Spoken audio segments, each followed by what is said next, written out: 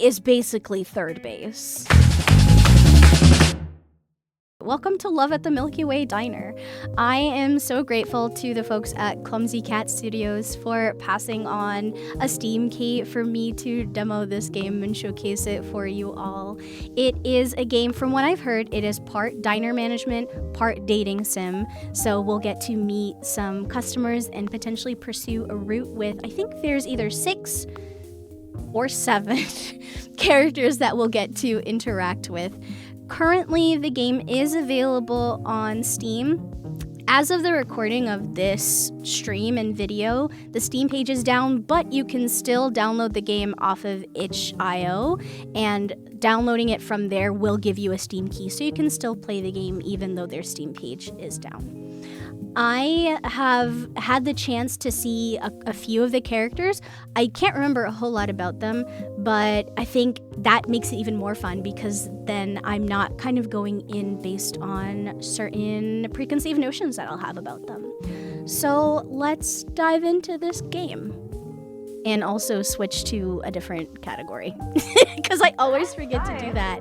Let's go. Do you have a... There is a category on Steam. Let's go. Let's do it. I really like the music for this. It is giving like old-fashioned diner meets lo-fi galaxy type genre. Yeah, let's start the game.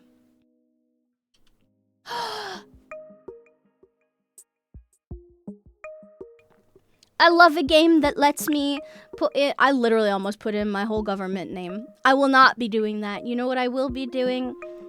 My catch-all. My beloved Parker. Oh no, I don't want to skip it. My bad. My bad. So tab does skip things. We'll do they, them, because that is their skin tone, and then Parker's kind of more like in the middle here. I like that there is somewhat of a diversity of skin tones. I'm wondering if that's something that they'll expand upon in the future, so that more people can see themselves in these skin colors. That would be nice. Oh, I meant to do this as well. Week 1, day 1. I know the first 6 days of this are playable according to the devs. The demo does the first 2 days, but what is available now is the first 6 days. Okay, let's read. I rub my eyes. I'm still feeling groggy and stiff from my time in the transport ship's stasis pods. I stare out of the ship's many windows and into the emptiness of deep space. Again, that's the theme for today, deep space. I'm sitting in the observation lounge of Argo 24. Your best choice for intersystem travel leaving the Helios system with prices that won't break the bank. There are far more glamorous methods of space travel, 5-star cruising ships with luxurious rooms and great meals, where you can spend the long trip between star systems in leisure and comfort. But comfort costs credits, and I'm pretty short on those. So it's budget travel and budget stasis pods for me, and the Argo space fleet is known for being especially no frills. The ship dips and my destination comes into view. Ooh. The Deep Space Station Hesperides, my new home. It's a sleek Aurelian design, with habitat and docking rings orbiting around the station's main superstructure. Spacecraft zip in and out and around the station like bees circling a hive. Unfamiliar alien designs and unexpected shapes. Thankfully, I was able to utilize an onboard sonic shower and freshen up before making my way here. My stomach rumbles, and I pull out the complimentary juice box and small biscuits that were left by my pod for me to find when I woke up. I tear open the package and nibble on the slightly sweet and crumbly digestive. Oh, I could go for a digestive biscuit, honestly. The chocolate-dipped ones? The biscuit is plain, and the strawberry juice box is warm, but it's my body's first solid food in 2 weeks, and it's a relief to my empty stomach. What was I on before? How am I still alive? I watch as one of the smaller ships heads towards a spot in space marked by blinking buoys. There's a flash as the ship speeds past them and into the wormhole, disappearing from sight. There are 4 other spots like this in the area around the Hesperides. Stable wormholes, each leading to a different place light years away from here.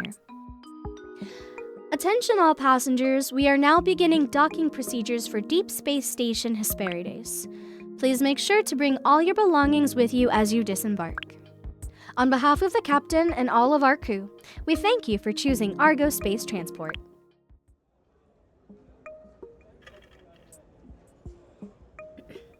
I disembark from the Argo 24 into a massive arrivals hangar. I'm immediately met with the shift in artograph. The difference between the calibration of the transport ship and the station is slight, but there's just a bit more bounce. All around me are ships of all shapes and sizes from across the galaxy, from large passenger cruisers and cargo freighters to smaller personal crafts and aliens. I've never seen so many different species all in one place, hustling between ships trying to make connections, lining up to collect their bags, and moving cargo around. A dizzying flurry of fur and scales and tentacles and tails. Look, there's something for everybody! Also, thank you in the Twitch chat for letting me know that you're having a good time. It's so much to take in. The Helios system doesn't really get that much interstellar tourism, so seeing other species is a rarity. But this is the Hesperides space station, gateway to the Theta sector and the fringe colonies therein. In this part of the galaxy, humans are the minority. Attention, this is the final boarding call for flight XJ6B6 with service to Kashroth 4. All passengers should now be on board at gate C32. Out of the way! A voice from behind me calls, and before I can react, I'm shoved hard to one side. I'm thrown off balance by the impact, and I tumble forward, hitting the ground hard. My travel bags slide a few feet away from me on the metal floor. I look up just in time to see a Sketrian with a large backpack run and shove their way through the crowd. "Hey, watch where you're going!" growls another voice as I hear footfalls jog towards me. The owner of the voice stops in front of me and crouches down to meet my eyes. "Are you okay?" "Oh, you're cute! Oh my god, you're so cute! Are you one of my options?" She says with concern in her deep voice. She's an alien, a Kaiatri. She has a worried look in her golden eyes. Pulling up next to her is a hover cart piled high with boxes. "You're not hurt, are you?" "I'm okay.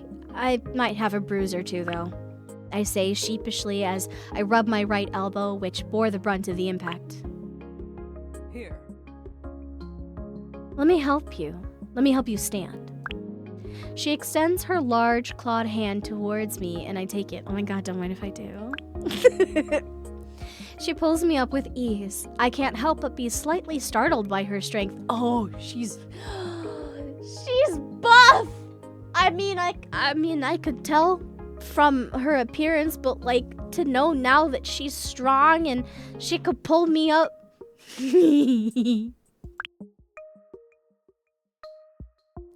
Every day I learn something new. "Thanks. I say and crane my neck to look behind her, trying to spot my errant bags. Following my gaze, she turns around. "Anytime." "Oh, don't mention it," she says brightly as she reaches down and grabs my 2 bags, throwing them both over one of her shoulders with ease. Oh my god. Can you do that to me? Please? I'd be cool with it. I don't know about you. I'd be cool with Kyle, it. by the way. You're Kyle? She flashes me a toothy smile. Her teeth. Her fangs. She's got fangs! She's getting better by the second. I'm sorry. I'd seen Kaitri in vids before, or from a distance a couple times on Mars. But this is my first time really meeting a member of their species up close like this. What do you mean I have to pick just one? 2 things can be true. I think The coolness, I think, is outweighing the beautiful. That, again, that's not to say she's not beautiful. She's gorgeous. But I think what's really getting me is, like, the cool air and how easily she can, like, lift things and throw things around. And the only thing I'm regretting is that that's not me. She's kind of cool, I catch myself thinking. She'd picked my bags up like they were nothing when I'd struggled slightly under their weight. So she's obviously pretty strong. Welcome back, Tai. She has fangs and claws and a wild head of hair that would look windswept, if there was any wind. Even her outfit is badass, with her blaster holsters on her hip and pilot's jacket. She looks like she stepped right out of a Warp Racers movie. And on top of it, she's friendly and kind, rushing over to make sure a random stranger like me was okay. I return her smile gratefully. I'm Parker. Well, Let's get you to where you gotta go. Do you have a connection to catch? Oh no connection. This is me. I'm actually moving on to the station. huh. Really? Well, in that case, I'll bring you to the arrivals. I'm headed there myself. Follow me. She smiles an easy smile and nudges the parked hover cart next to her tail. It whirs to life and follows her as she starts to walk, my bag still slung over her shoulder. Clearly, she has no intention of letting me carry them myself. I don't have any complaints. I decide I'm just gonna roll with it for now. I still feel pretty rough from my time in stasis. I'm not about to I'm not about to protest. I dust myself off and start to follow her through the crowd. So Parker, you're moving on to the Hesperides. What brings you to this side of the galaxy? If you don't mind me asking, that is. We get a lot of folks passing through, as you might have noticed. But it's not every day someone decides to make an extended stay here. I guess you could say... Oh. Ooh! I'm looking for a fresh start. I'm taking over my late aunt's diner. Oh, Auntie! Really? The Milky Way Diner? Yeah. How did you know? The Milky Way Diner is a Hesperides station staple. I'd heard it was closing after your aunt passed. It's good to hear someone's keeping that place up and running. It's an important spot for the community here, and when you're this far away from home, community is everything. That's a lot to live up to. I had no idea it was so popular. You and your aunt weren't close? Then, quickly, as if catching herself, she says, sorry, I don't mean to pry. You don't have to share if you don't want to. Oh. And if I said she's a little bit Caleb-coded, then what? Then what? No, it's okay. We weren't. Not really, anyways. I only met her a couple times in my life when she came to visit family in the Helios system. She had her own thing going here. Her life out in deep space, the diner. My parents never really had the creds to take us out of the system to visit. About a month ago, we'd got word she'd had a stroke and passed away. Then we got the will, and it said that she'd like one of her family members to take over if possible. She didn't have any kids of her own, so here I am. Wow. So you just dropped everything to come out here? That's pretty bold for someone who's never left their home star system. I'm impressed. Oh my god, she's impressed. Not much to drop when the company you've been working for goes bankrupt and you're out of a job. Ooh. A fresh start sounded pretty good after that. It's true. No job, no love life. My friends from college and I had drifted apart. What is it with games reading me for filth today? I have one of these things, which is a job. But that's about it. Sure, my family was there, but they all had their own stuff going on. There really wasn't much of anything holding me back. Buying a one-way discount ticket to the gateway of the Theta sector and running a diner with no experience seemed like a much better option than just continuing to aimlessly drift around home. Yeah. I get that. Sometimes change is good. Kyle reaches over and gives me a gentle and reassuring pat on the back. Aw, thanks. You've got this. I'm sure the Milky Way Diner's in good hands. There's a warm and reassuring look in her eyes. She's so easy to talk to. Oh. I'm thankful to have met someone as kind as Kyle as soon as I arrived. And what about you? You said we get a lot of folks passing through, so I guess it's safe to assume you live on the station? Sort of. I'm a cargo runner, so I'd sooner say I live on my ship rather than here. The Hesperides is kind of like a home base for me, though. Got a good steady list of clients here. Not too far of a trip to Ronon, and the people here are nice. What kind of cargo do you run? Well. It depends. On. Kyle's amber eyes narrow, and her ears twitch slightly. You're not a Gabby agent, are you? Do I look? I don't even know what that is. Kyle said with a conspiratorial edge to her voice. The Galactic Alliance Bureau of Investigation. No. There's an obvious uneasy tone in my voice. I'm just messing with you, she says with a laugh. I transport the usual stuff. Tech, food, alcohol, medicine, fun stuff like that. I do supply runs for a couple of the on-station merchants. You could place an order with me if you needed some ingredients they can't grow on the agricultural deck. I've got a great whiskerfish supplier back on Ronon. Also, she leans in a bit closer and says just a bit quieter. I have connections in just about every sector of this galaxy. Whatever it is you might need, I can find it. For the right price, of course. Ooh, I'm noticing the voice lines are a little low, so I'm gonna raise them just a touch. And safe. Or the right person. Kyle says with a wink and an undeniably flirty tone in her voice. Am I being hit on Kayatri right now? Kyle isn't exactly being subtle. I'm not necessarily surprised she'd be interested in a member of a different sapient species. After all, interspecies couplings aren't unheard of.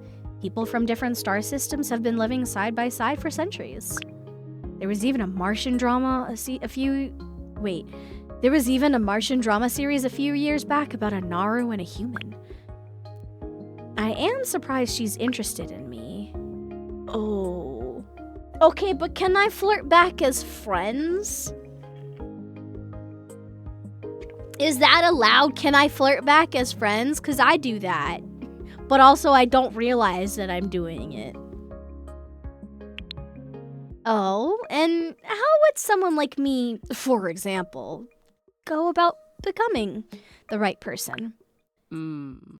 Well, you can start by letting me buy you a drink, and maybe who knows? I might just decide I like you. Decide you like me? So you haven't decided yet? Oh, I'm hurt, I say with mock offense, putting my hand over my heart. Kyle lets out a chuckle. Maybe I just want to make sure I was right to have a good feeling about you. Well, then I'll have to take you up on that offer, won't I? Maybe I'll even cook you something on the house to really win you over. Can Kayatri eat pancakes? I feel like pancakes are diner food. And easy to make, I think to myself. We can. I've had them before and enjoyed them. I like sweet things. Oh my god, I'm a sweet thing! Do you like me? Yo! I did not mean to clock that dialogue as quickly as I did. They said, no wonder you had a good feeling about me! Kyle's ears prick up a bit in surprise. For a moment, I think I might have caught her off guard, but she quickly recovers with a devilish smile. Because you're sweet? Hey, you said it, not me. Kyle chuckles and leans down slightly, so she's closer to my ear when she says, You got me there, sugar. Oh! Wait. You can't say that. You can't come into my house and say that. That's not allowed. That's not allowed. Don't. Right in my ears. Oh, Kyle literally purrs when she says the word sugar. I felt it. I feel a tingle run up my spine and my face flush deeply. Oh, she's good, I think to myself. She leans away from me with a knowing smile. I'll give you a chance to get your space legs before I rush you to the nearest bar. I'll be in port for a couple more days. I'll catch you once you're settled. My first day in space and I've already been hit on. That never happens to me. We stop walking, getting into the short line leading to a kiosk manned by a human in a green uniform. Right. All right, here we are, she says, putting down my bags. Give me your palm pad. I'll add my contact info. I've been in space for 15 minutes and I already got a girl's number. How does fictional me pull better than me? Here. It's for work. My bad, guys. I don't know how to read social cues. That way you can place an order with me if you need anything for the diner. And let me know when you're free for that drink, of course. Oh, okay, so I did kind of read that cue correctly, actually. If we're in the same system, we can chat in real time. Is there a chatting function in this game? Otherwise, you can shoot me a text or a voice message, and I'll get back to you once it reaches me. I know how interstellar communications work, you know. I say with a laugh, handing her my palm pad. This may be my first time out of system, but I'm not totally clueless. I know. Just a reminder, she says as she types in her contact details. She hands my palm pad back to me. I've noticed we've made it to the front of the line now. I've got to get all the stuff where it needs to go, so I'll head in first. See you around. I'll be seeing you around. See you around, Kyle. She puts her large hand on my shoulder as she passes by me and walks up to the kiosk, her hover cart following behind her. Officer. Officer Shiwoo Morency. What's the head of security doing checking arrivals? Uh-oh.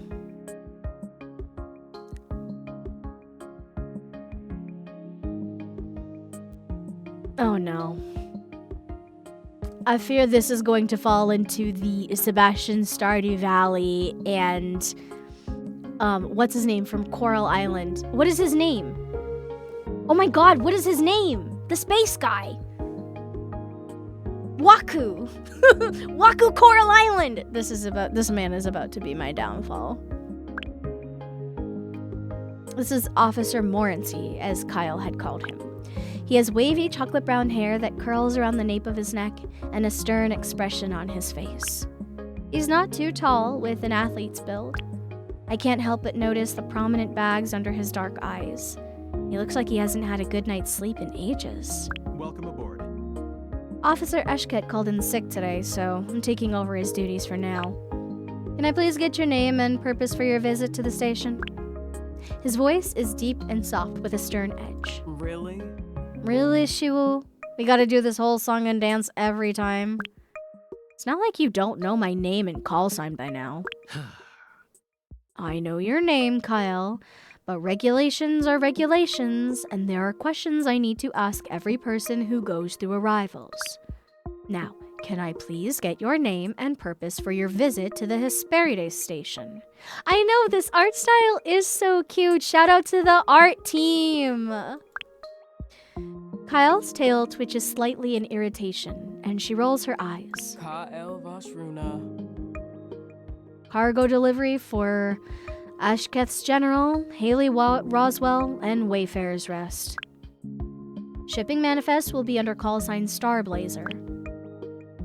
Officer Morency types away quickly at the hollow screen in front of him, giving the manifest a quick read. Thank you. Looks like everything is in order. He looks up from the screen and at Kyle. This is just a reminder That all weapons are left on the ship. She flips open the flaps on her holsters with a flourish, revealing the empty pockets. Yeah. I know. It's not like this is my first time here. I'm only reminding you because you forgot last time. Really? Because I was in a hurry. I had a shipment of roe that needed to get back into temperature control. It was losing freshness by the second. They're going back and forth like this, but Kyle doesn't sound angry.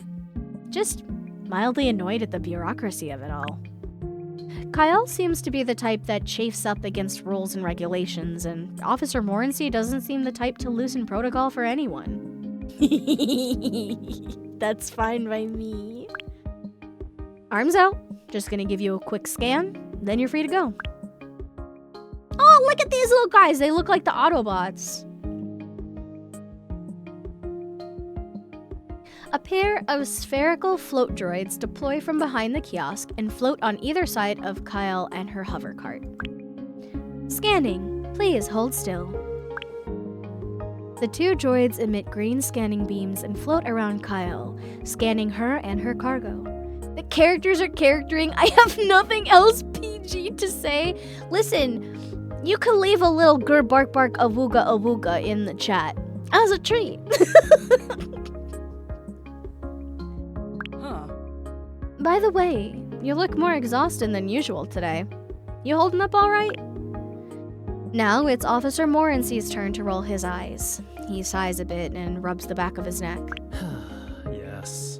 I appreciate your continued concern about my well-being, but really, I'm fine. It's nothing new. Still, you should check in with Saria. Ooh, who's Saria? I did a couple of days ago. But like I just said, I'm fine. Officer Morency's face softens as he speaks. The droids finish their scan, and the green lights turn off. No forbidden articles or pathogens detected. Kyle Volshruna, you are free to proceed into the station. Please enjoy your stay. I brought you something. Okay, I brought you some new herbal tea from Ranon. I'll leave it in your mail locker. Thank you. Thank you, Kyle. I'll be sure to try it before bed tonight. Catch you later. You better, and let me know how it goes.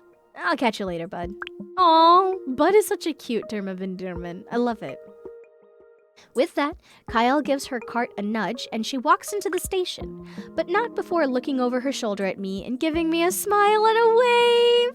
See ya. She called me sugar again. I love when a woman calls me a term of endearment. I'll do anything she asks. I meant that.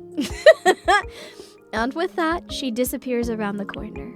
I grab my bags and lug them over to the kiosk where Officer Morency stands. Welcome to the Hesperides. Can I please get your name and purpose for your visit to the station? I live here now. My aunt ran the diner that y'all seem to love so much, and now it's my turn. Officer Morency says, meeting my eyes over his hollow screen. I'm moving on to the Hesperides to take over the management of the Milky Way Diner. Officer Morency raises his thick eyebrows, and the corners of his mouth lift slightly into a small smile. Ah, yes. We've been expecting you. Oh no, this man's gonna be my downfall. Welcome aboard. I'm Officer Shiwoo Morency, Head of Security. Do you want to keep me secure? I promise I won't be much trouble. Can I please get you to confirm that these details are correct? I'll also need your travel documents. He hands me the hollow screen. Let me see. I scan my palm pad on the hollow screen before handing it back to Officer Morency, who gives it a quick once-over. Right. Everything looks good. This is a GA Category 3 station, so all Class 4 and above weapons are strictly prohibited on the Hesperides. Do I look like I carry a weapon? I'm here to run a diner, bro. If you're carrying any energy blasters, phasers, electropulse emitters, or laser swords, please leave them with me. We'll store them in a secure location till such time as you leave the station. Well, good thing I don't carry any weapons, then. Can't say I have any need for them. Officer Morency smiles a bit at that.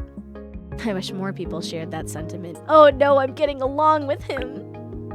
Do a lot of sapiens try to bring weapons on board? I ask, a bit worried.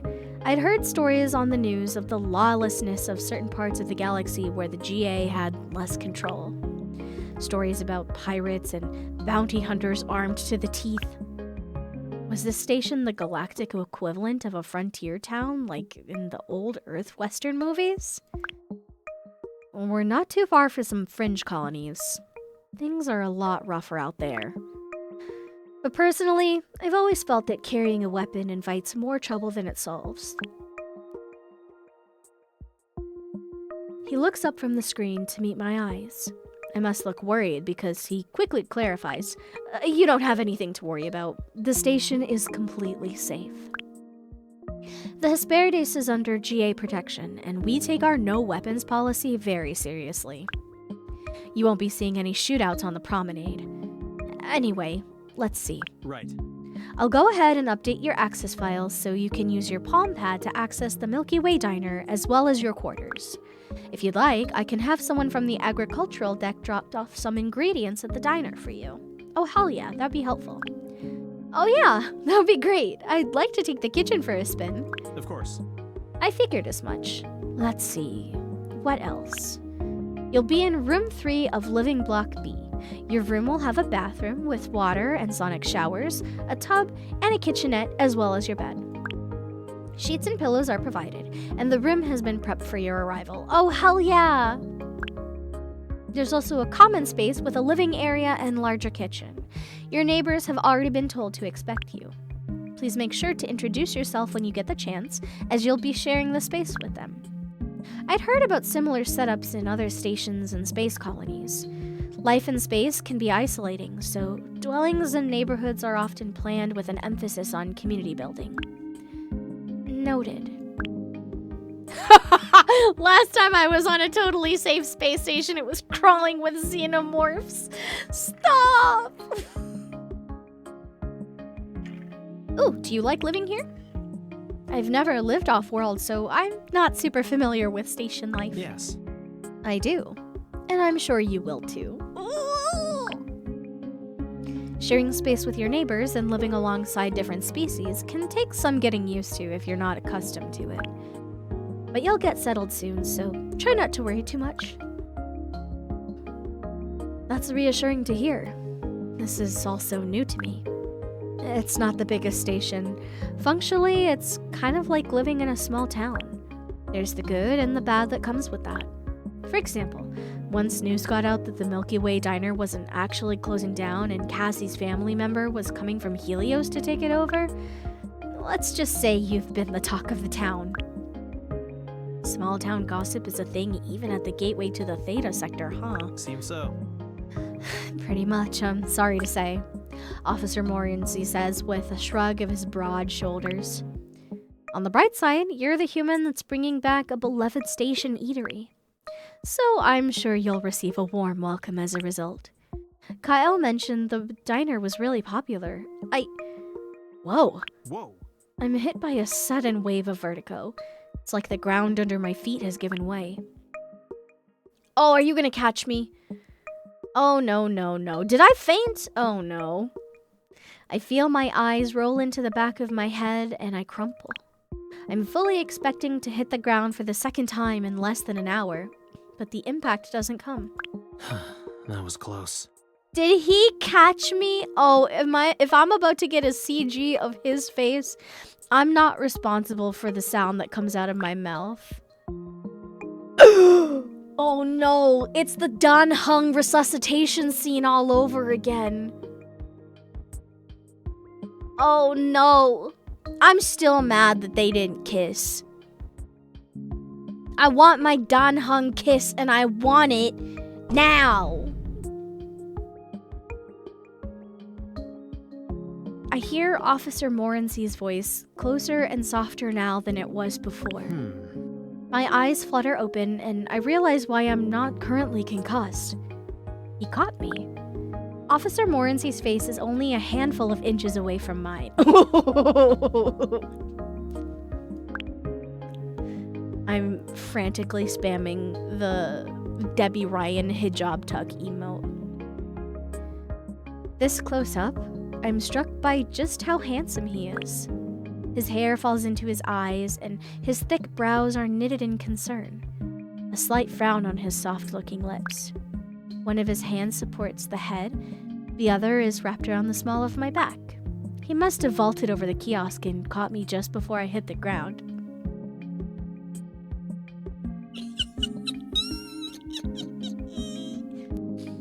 I'm fine. I'm cool. Well, I've got to stay put. Because the thing is, this first option here, this hurry to stand up option, could it read as yearning but also a little bit awkward and shy? Yes. Could it also be read as me being repulsed by him and trying to get away from him as fast as possible? Also yes. So you know what the safest option is? Staying put and maintaining premarital eye contact. My head is spinning, my eyes going in and out of focus. I don't dare try and stand on my own. Easy there. Looks like there's still some sedatives in your system from the stasis pods. Officer Morency says gently. We look into each other's eyes for a few moments. I find myself increasingly aware of the feeling of his hands under my back and head, supporting my weight with ease. Is it just me, or do the dark circles under his eyes somehow make him even more handsome, I think to myself. I notice a dusting of pink starting to cover his cheeks as he averts his eyes from mine. Do you think you can stand? No, actually, I think you should carry me the rest of the way there. Clock out now! I come back to reality, suddenly finding myself feeling a bit self-conscious. Yeah, I think so. Thanks for catching me.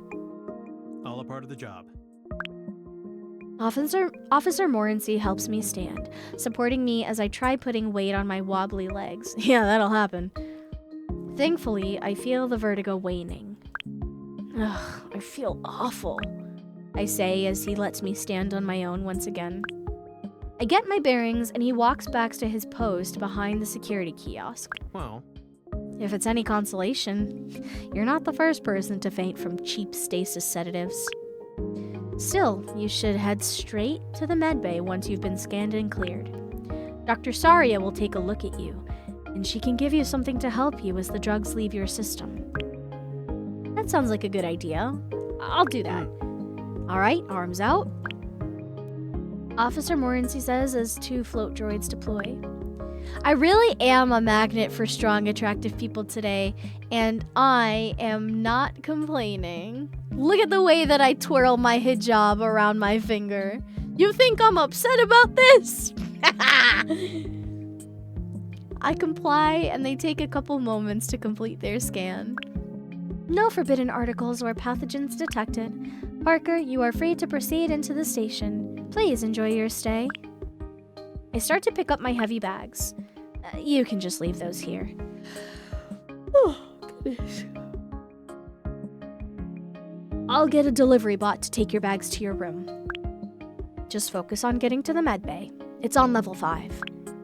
He types a series of commands into his screen, and a rectangular bot comes speeding around the corner and skids to a stop in front of me.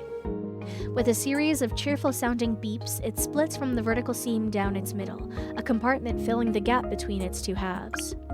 As I place my bags into the compartment, I notice a small velvet cylinder perched on top of the front half of the bot. Is it? Wearing a bellhop hat? Oh my god! Misha Honkai Star Rail, what are you doing here? Beep beep boop beep. They gave him lines. That little bot is gonna go home to their family and be like, Mom, I was on TV, I was in a video game. I have IMDb credits now. Well, I know better than to anthropomorphize simple AIs like this, but I can't help but think it sounds happy. That's certainly not regulation. I'll have to talk to Roswell about this. Officer Morency mutters under his breath. Now loaded with its cargo, the delivery bot closes the compartment, and it speeds away as fast as it came. Thanks, Officer Morency. I guess I'll see you around then? Officer Morency gives me a full bright smile. Oh, look at that! That bright smile and those Versace bags under his eyes are gonna take me out. Enjoy the rest of your day. Bye, Pookie! You as well, I say, returning his smile and waving over my shoulder as I head into the station proper. From behind me, I can hear Officer Morency call up the next person in line and start his spiel over again. I'm a big fan of a man who's a little too tired and has those Versace bags under his eyes. A light chime goes off as I enter the med bay. I'll be with you soon. I'll be with you in just a moment. Ooh, I like her voice. Or their voice, I don't know. Calls out a calm feminine voice. Just take a seat in the waiting area. Stop! They're both really cute! Well, shout out to this game for not violating the Geneva Convention, first of all. The office is small, with a dividing wall separating the treatment and waiting areas. As I take a seat, I sneak a peek into the treatment area. There's an examination table as well as an open med pod where a short Arunlian woman in a hospital gown sits. A Naru in a doctor's coat faces her, looking at the notes on her holopad. The same voice from before, the one belonging to the doctor, continues. Right. As I was saying, thankfully your time in the med pod has healed up your skin from the burns you suffered. Oh, and all damage to your eye was thankfully reversible. I'd still advise limiting exposure to unnecessary visual strain for a few days. Limit screen time and get lots of rest. You see. However, Vega, I'm afraid you'll have some permanent discoloration on your skin. I doubt this is what you wanted to hear. Sadly, Arulian skin is particularly prone to scarring, especially after a trauma like the one you faced. Well, now I gotta know your lore. There is, of course, a possibility it will continue to fade as time goes on, and if you'd like, I could put you into contact with a cosmetic dermatology specialist on Sios. He's an old colleague of mine and is very skilled with reconstructive procedures on Arulian skin. The patient sitting on the med pod, Vega, speaks up. Her voice is sweet and youthful. Thank you so much. Thank you so much for your treatment, Dr. Saria. That's okay, really. I don't mind the scarring too much. I'm just happy I'm safe. You are incredibly fortunate that Officer Morency was able to get you when he did. Oh, so my man saves lives now. Top of my list. From what he told me, that rusty old ship you flew in on was a death trap. You're lucky only the tertiary fuel line burst. If it had been the secondary, or stars forbid, the primary, there may not have been anything left of you to put in the med pod. Here. Now, here are your clothes. You can go ahead and get changed in the washroom over there. I'm going to take a look at my next patient. Thank you. Vega says. She hops off the med pod and walks over to the bathroom, closing the door behind her. Thank you for waiting. You can come on over and take a seat on the examination table here. I follow the doctor's instructions, walking over to the exam table and taking a seat. Hello, I'm Dr. Saria. How can I help you today?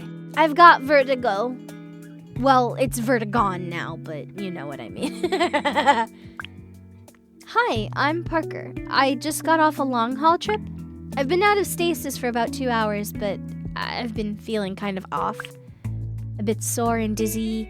I have a headache, and I fainted earlier. I see. That's not good at all. Saria says, typing notes into her notepad. Hang on a second. Just gonna turn those down a bit more.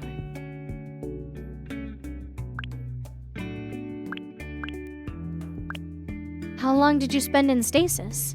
Did you fly in on a personal or mass... did you fly in on a personal or mass transit craft?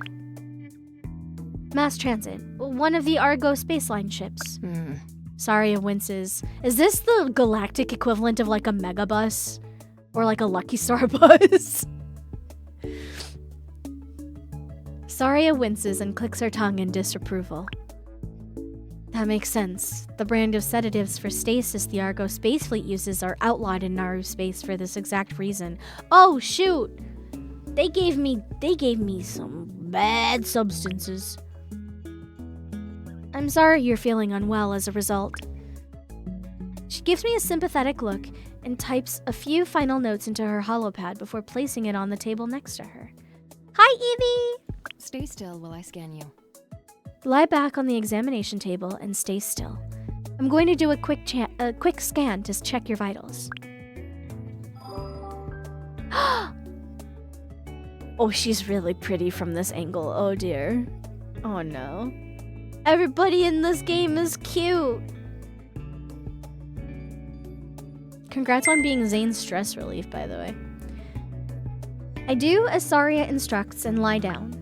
She grabs the scanner and leans over me, and as she does, one of the tentacles on her head falls in front of her face. She gently pushes it behind her pointed ear. I can see the chromatophores in her skin at the tips of her tentacles shifting. Different shades of mostly coral pink, but looking closer, I can see the undertones of blue and green. I know that Naru have chromatophores change colors with their emotions. That change colors with their emotions, but I haven't learned what each color means. Saria hovers the scanner over me, and I do my best to stay still. After a few moments, it's over. Thank you for the channel point contribution, Shark. Alright, Parker, you can sit back up now. It seems like your body is still attempting to break down and process the last of the sedatives in your system. That's why you're feeling the lingering effects we call pod sickness. Saria explains as I return to my sitting position.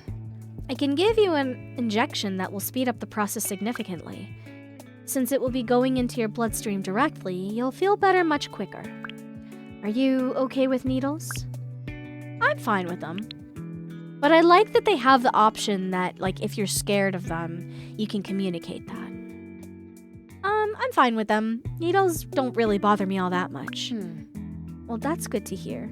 Sit tight while I get everything prepped then. I don't know if this is sanitary, Dr. Saria, ma'am. I feel like maybe this should be covered. Saria goes to the cabinet near the treatment areas and scans her palm pad. I watch as she preps the needle, filling it with medicine from a vial. She places it on a tray next to some gauze and some sanitizing fluid. She brings the tray back over and places it in the little rolling table by the examination table.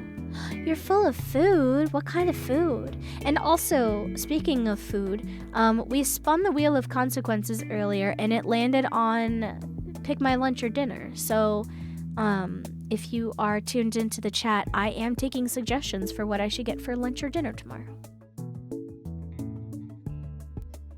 Here.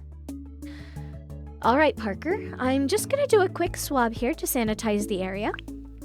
She takes my forearm in her hand. I feel a slight brush of her skin on mine. Her touch is cool, but also incredibly smooth. My eyes meet her golden alien ones as she finishes. Are you ready? She asks, looking at me with a calm, pleasant expression. I can't help but feel a slight flush creep over my cheeks as she says those words. Then I kick myself mentally because there's nothing flirty happening here whatsoever. Ma'am, haven't I played enough dating sims with a HIPAA violation in them? Yes, I'm good to go. All right, can you breathe in for me, please? And now out. As I exhale, Saria swiftly administers the shot, then covers the small puncture with a little medj patch shaped like a little yellow star. I want a star-shaped bandage immediately. There we go. All done. You can lie back for a moment while the medicine does its work. I'm going to clean this up. I lie back down on the table as Saria sets about putting her supplies away. So, you're Cassie's relative that's taking over the Milky Way Diner. Yeah, Officer Morrissey mentioned people on the station have been waiting for me to get here. We have. Welcome to the Hesperides. How are you feeling? Would you like to stand up? I get up off the examination table. The difference is startling. My headache and dizziness are gone. I feel much better now. Thank you. Hmm. I'm glad to hear it. Are you going to be heading to the diner now? Yeah, I'm starving. Officer Morency said he was going to ask someone from the agricultural deck to come by with some produce. I better head over there if I want to meet them. Sounds good. Sounds like a great plan. Maybe you could come by the diner sometime? I think I'll be open in a couple days. Well, I was planning on it. It'll be nice not to have to cook for every meal again. Hi, cutie! As I get myself ready to leave, Vega comes out of the bathroom. Uh-huh. All right, I'm off. Thanks so much for everything, Dr. Saria. Of course. It wa- Anytime. It was my pleasure, Vega. Feel free to come back if you need anything else. If you have the time before you head to your room, would you consider stopping by the tech office? Our station's lead technical mechanic, Roswell, has been looking at your ship.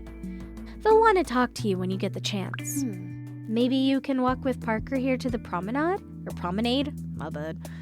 You'll need to pass through it to reach the tech office, and it'll be good for you to get a lay of the land, or so to speak. Saria turns to meet my eyes. Do you mind? Would that be okay with you, Parker? I think it would be good if you stuck together. Less likely for one of you to get lost. Yeah, sure. I don't mind. Fantastic. You both remember what I said. Try not to push yourself too much, okay? And please, come back the next time you need medical assistance. You've got it, Dr. Saria. Thanks again for all your help. I walk over to Vega, and she gives me a polite bow and greeting. I return the gesture. Hi, I'm Vega. She says, raising her hand in a small wave. Oh, she's so cute. I'm Parker. Let's head out. I turn and nod my head to Saria as we leave the medbay. Goodbye, Dr. Saria. Saria smiles and waves us goodbye. These love interests are so cute. Who are you guys leaning towards so far? So, how are you holding up? Sorry, I didn't mean to eavesdrop, but from what I heard, it sounded like you had a rough couple days. Yeah, my starship had a malfunction while exiting the stable wormhole. Unstable tertiary fuel line. Well... I thought I could handle it on my own, so I tried to fix it myself, but... She gestures to the discolored side of her face. I might have overestimated my own abilities. Thankfully, I was able to get a distress call out before something really bad happened. That must have been terrifying. It was. I really thought this is gonna be it for me. Thankfully, Officer Shiwoo and the rest of the rescue team were able to get to me super fast. I'm holding up pretty well, all things considered. Just a bit stiff, but I'm glad to be up and walking. I know the feeling. I just got out of a 2-week stasis early this morning. It feels good to stretch my legs. Oh, I've heard those long-haul stasis pods are super awful. Is that why you were in the medbay? Pod sickness? Yeah, they really are. I feel much better now, but I fainted earlier. Thankfully, Officer Morency was there to catch me! As we walk through the hallways, I notice Vega staring intently at me. Is there something on my face? We stop walking for a moment. No? Oh, no, sorry. I didn't mean to stare and make you uncomfy. It's just that I've never met a human in person before. Well... Technically, I met Officer Shiwoo, but only briefly, and I was a bit busy trying not to, die. Well, you're the first Cerulean I've ever met, so I guess we're even. It's my first time out of my home system. Oh, my stars. Me too, she says enthusiastically. I've met Naru and Sketrians and even a Kaitri before, but never a human. That's not all that unsurprising, I think to myself. Travel visas to the Cerulean home system are notoriously hard to get of, especially for humans. Vega leans in closer, staring intently at me with her shining red eyes. Up close like this, I notice a slight shimmer to her green skin, almost like she's wearing a light dusting of body glitter. Arulians as a species looked like mythical creatures to us humans, like the Fae or elves of old Earth legends come to life. Their entire race was stupidly, stunningly beautiful by almost all human measures of conventional attractiveness. So, what's your impression seeing one of us in person? I asked, trying to mask my self-consciousness from being looked at so intensely. Well, Your ears are kind of funny. They're round. Girl, your ears are almost like my ears. They just have the slightest, slighty pointy point to them. It's not that serious. Thanks? I'm gonna ask her if all Arulians sparkle. Do all Arulians sparkle? Of course. I guess humans don't. Hey, them Twilight vampires though, trust me, Vega, I've seen the skin of a killer.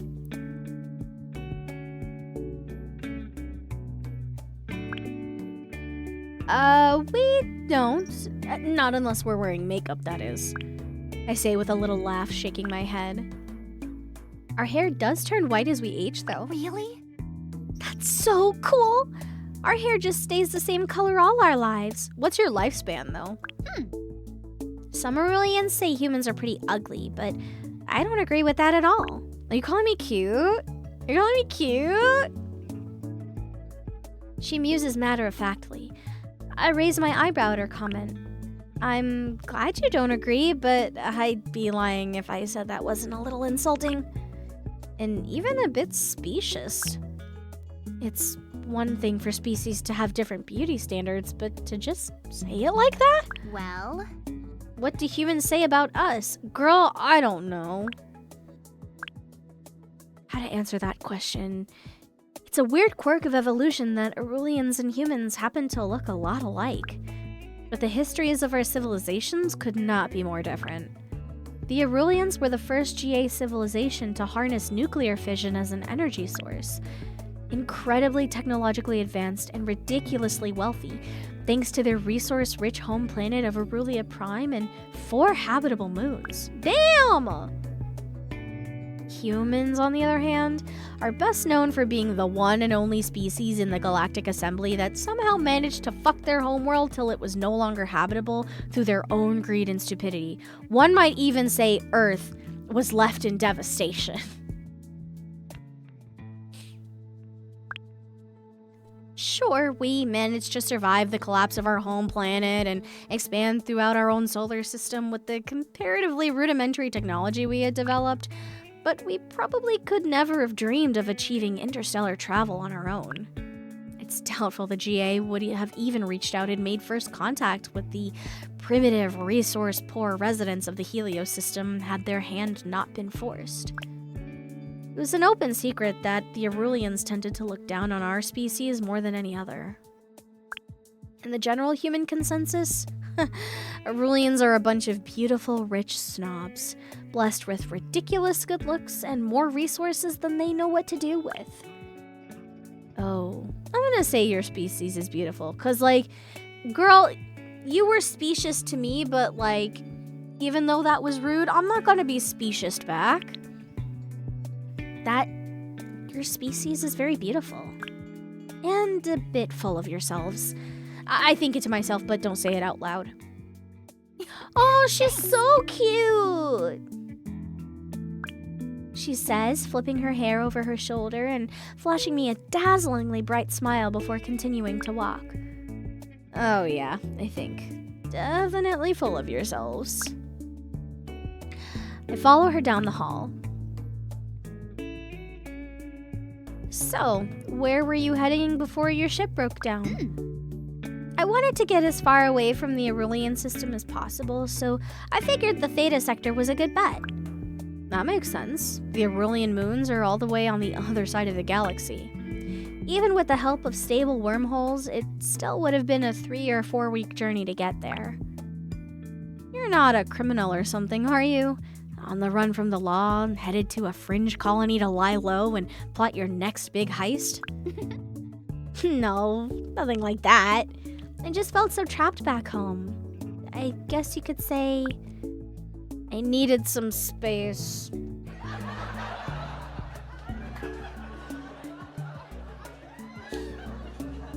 If she's a dad joker, my life is over.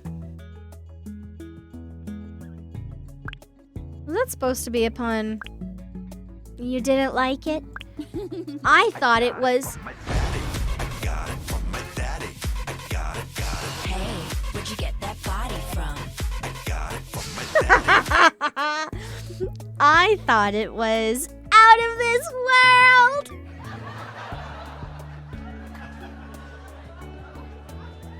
Not the double whammy. First the sharks, now her. What about you? Why are you here? Vega asks. You're looking at the new owner and chef of the Milky Way Diner, I say with a proud smile. Wow. You're a chef? Do you serve human food? Oh, I've always wondered what you guys eat. Oh, good question of the day. If you had to give an alien a food that represented the human species, what food would you make for them? Or order for them?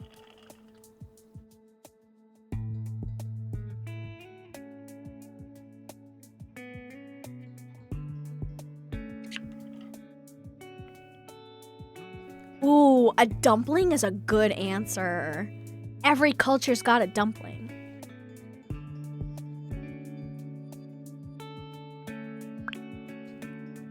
I plan on it, but I'd also like to learn some recipes from other cultures. You should come by if you're still on the station when I open in a couple days. Yes, please. I can't wait. Ooh, an empanada. Ooh, what kind of empanada, though? By now, we'd reached the promenade, and I could see the outline of the outside of the Milky Way Diner. It was a shop front like any other on the promenade.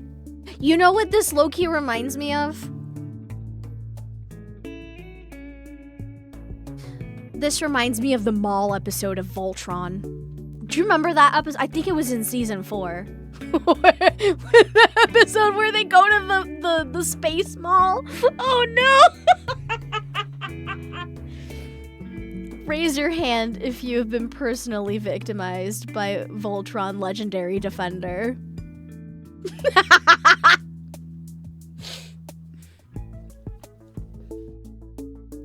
Oh my god, the mall episode. Listen. Was Voltron a disaster? Yes. Do I sometimes feel inclined to go back and rewatch it? Unfortunately, also yes. I miss Matt Holt, Tails. I miss him a lot.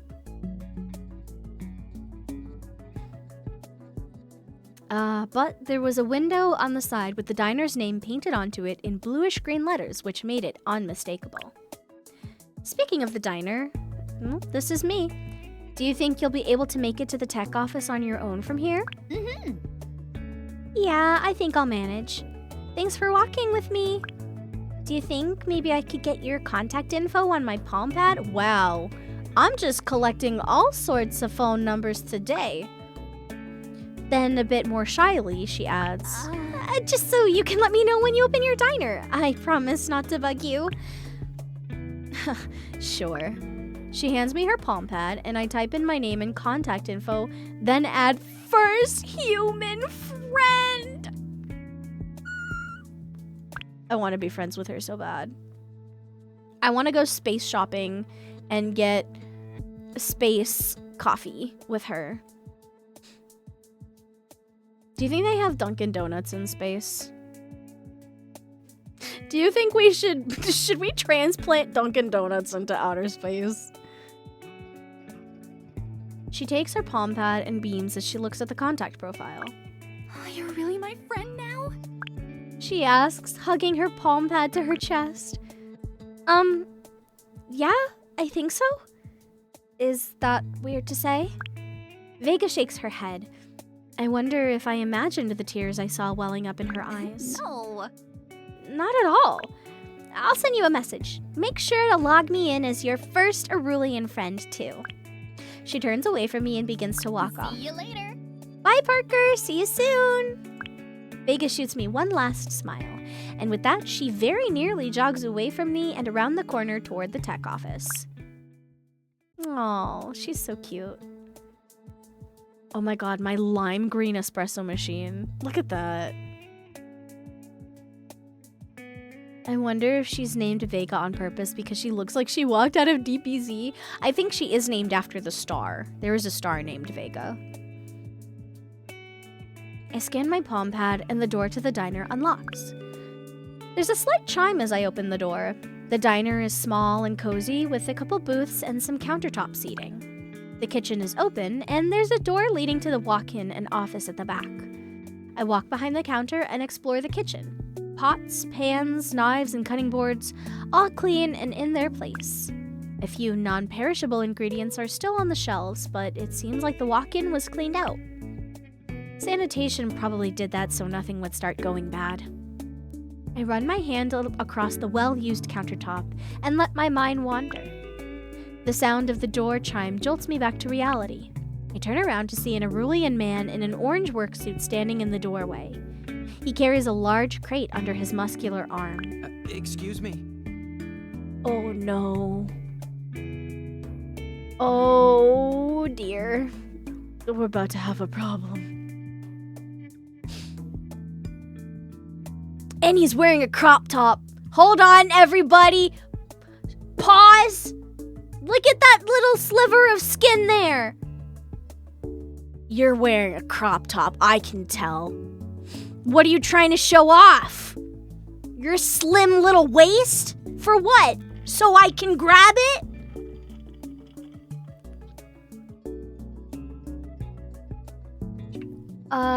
Excuse me, are you Parker? Officer Shiwoo asked me to bring some fresh produce from the ag deck around. His voice is surprisingly quiet. I very nearly struggled to hear him from across the diner. I probably couldn't catch what he'd said if there was any background noise. Yeah, that's me. Come on in. He gives a slight bow towards me as he walks in. You can go ahead and put the crate on the counter there. Thanks for bringing groceries. What's your name? Oh, it's Aedar. I'm a farmer on the agricultural deck. Oh no. Guys, he's a farmer with a slutty little waist. We're done for. Oh no, no, no, no, we're done for! I was already getting, just from the description, I was already getting Hayden Fields of Mystria vibes, and now I'm really getting Hayden Fields of Mystria vibes. Oh, it's over for me. Aedar, you said your name is? Can I call you mine instead?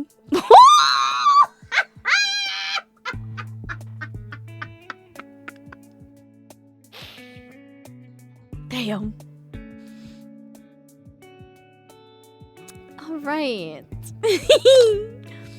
He says, placing the crate onto the counter. He removes a small potted plant with heart-shaped leaves from the crate. I also brought you an Avarnian mint plant. I thought maybe you might like it. Oh no, he's kind. Oh, he's really sweet. Oh no. We're cooked. He extends the pot towards me, and our fingers brush slightly as I take it from him. Oh, before marriage? I was already experiencing some premarital handholding with Raphael. Now this? I take hold of one of the slightly fuzzy leaves and pluck it off the plant. Oh, it's a fuzzy leaf. Nice to meet you, Aedar. And thank you. This is edible, right? Aedar nods, and I place the leaf on my tongue. It tastes green and slightly cooling. Oh, is it one of the... Do you guys remember those Listerine strips? They come in the little teeny tiny packs like this, and you put it on your tongue. It kind of has the same effect of a breath mint and a mouthwash at the same time. The bar may be low, but he's a 10 officer, I swear! It That's nice. Thanks again. This is so kind of you. It's nothing. Oh no. He's going to ruin me.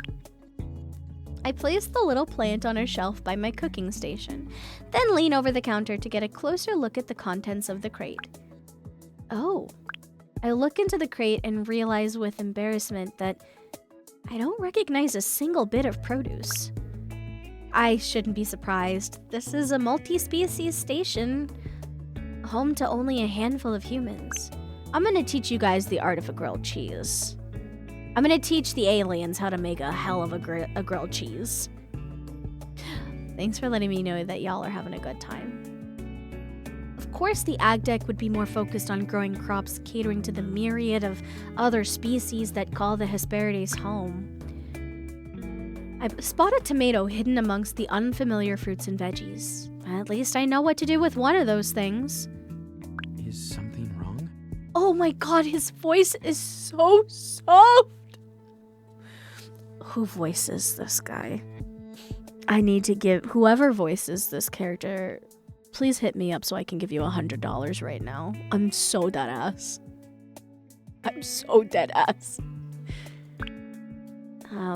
Aedar asks, worried eyes moving from the crate to me and back to the crate. No, keep your eyes on me. Put them back. Put them back. Keep looking at me. No, nothing's wrong. It's just that I don't really know what any of these are, except for the tomatoes. I know those. I've never left my home system, and you don't really grow many crops from other planets in Helios. Sorry. Oh, yeah, that makes sense. Sorry, I should have just brought you things you'd be familiar with. He avoids my eyes. Oh, the poor guy looks terribly embarrassed. Don't be. You didn't do anything wrong. Everything looks really interesting, and I'll have to learn to cook with what I can get on the station sooner or later. Aedar's expression brightens, meeting my eyes once again. Well, If you'd like, maybe we could do a little taste test. You could sample the produce I brought, and I could tell you a little about each one. I love a soft-spoken man who engages in cultural exchange. I'd like that. Should I get out a cutting board? no. No need for you to get anything dirty. Unless?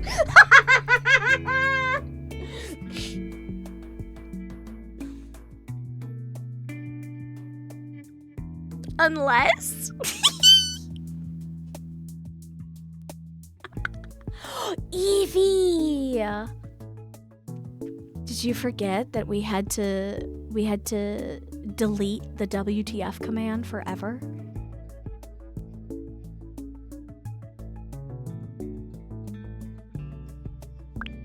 Aedar pulls out a small pocket knife from one of his overalls pockets. Okay, so he loves cultural exchange. He brings me a plant because he's thoughtful. He's soft-spoken. He wears a crop top, and he carries a pocket knife?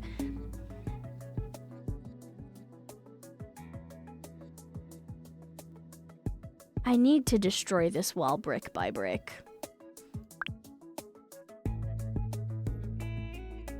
We sit across from each other at the counter and start to go through the box of fruits and vegetables.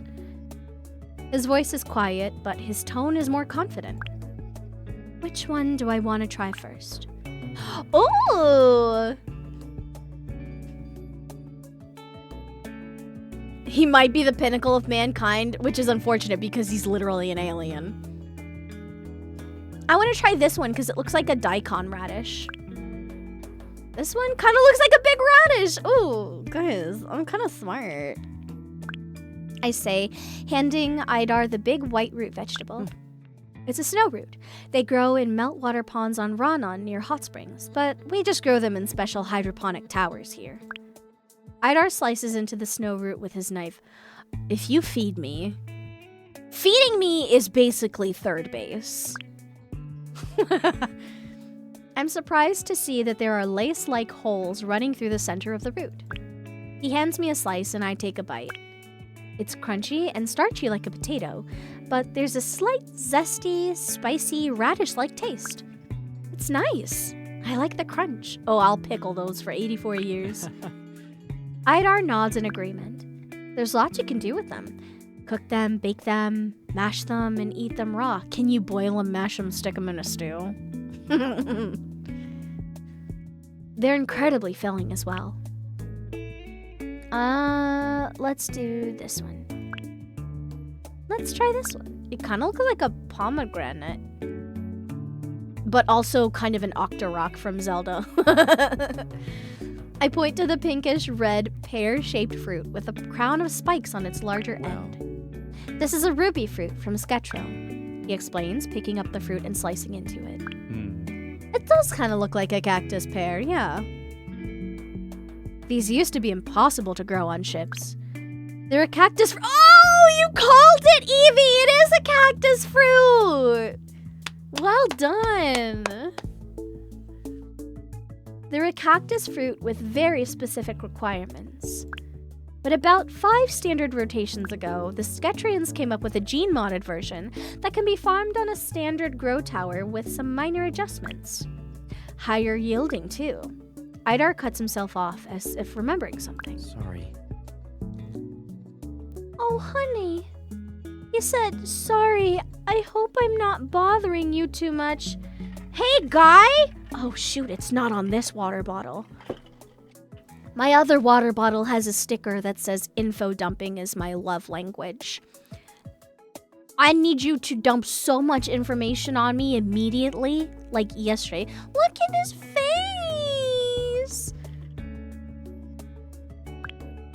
He says sheepishly with an apologetic look. Here, take this. The peel is edible, but it's not very tasty. Here. He hands me a peeled slice. The fruit is juicy, slightly crunchy, and full of seeds. That's actually why I'm not the biggest fan of cactus pears. I don't like that it's like 60% seeds and 40% fruit.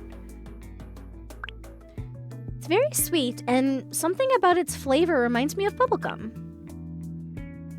Let's do this one, this old tentacle pepper looking thing. This one kind of looks like a hand with too many fingers, I say, pointing to the red-orange fruit. Yeah. Sketcher chilies are freaky looking, but they're delicious. How are you with spies?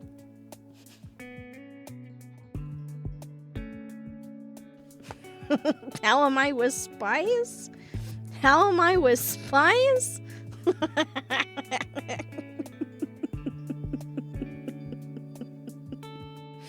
Well, does this answer your question?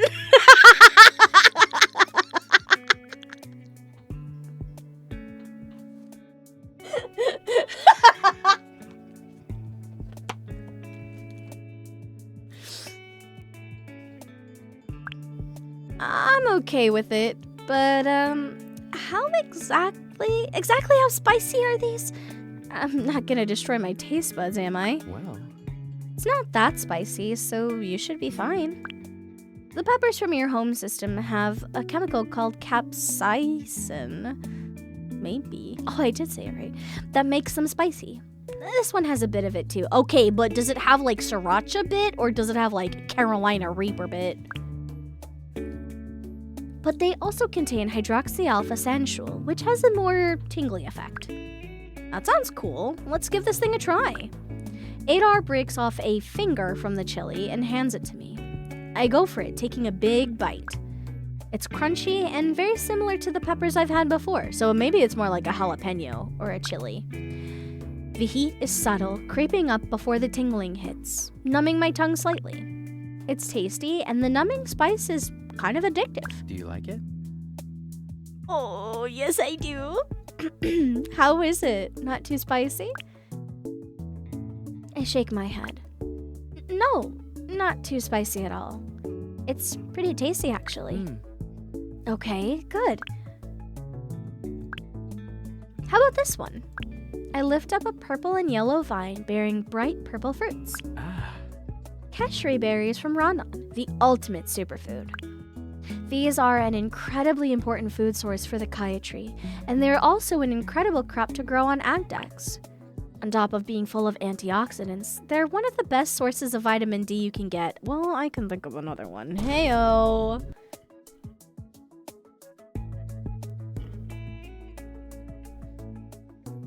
I need this man as a marketable plushie immediately. Interestingly enough, the game does have a Kickstarter page. I don't know if you can still contribute to it, but they have some really cute merch on there, like charms and stickers and stuff. I would say give it a look. And if it's available, then you should be able to grab some of this stuff on it. Well, that's nice to have when you're nowhere near a sun, I say, pulling a berry off its vine and popping it into my mouth. Once I bite through the firm skin of the fruit, I'm left with a soft, chewy texture. Well, if it's like a mochi texture, then I'm all in. There's an initial tartness that disappears quickly and is followed by a deep berry sweetness, like a combination of blackberry and purple grape. Oh, let's do this one. How about this flower ball? Oh, Atlas beans. These are a staple in the Aurelian system. We have these in some form or another a couple times a day. You can make sweet or savory dishes with them, and they're a great protein source. This is... beans? It's a pod. He picks up the sphere and shakes it next to my head. There's the slightest rattle coming from inside. Here. Let me show you. He peels back a part of the membrane and shakes 5 large indigo beans out of the pod and into his palm, which he then extends towards me. You can try them raw and fresh from the pod like this, but it's more traditional to cook them. This flower here is edible too, though it's more so used as a garnish to make a dish pretty than as something you'd actually want to eat. I decide to pass on the flower, but go ahead and try one of the beans. It tastes pretty much how I expected. Like any other raw bean I've had before. A bit starchy. Yeah, I think I can see why. I bet if I cooked them, they'd taste much better. I point to the prettiest fruit of the bunch. That's me!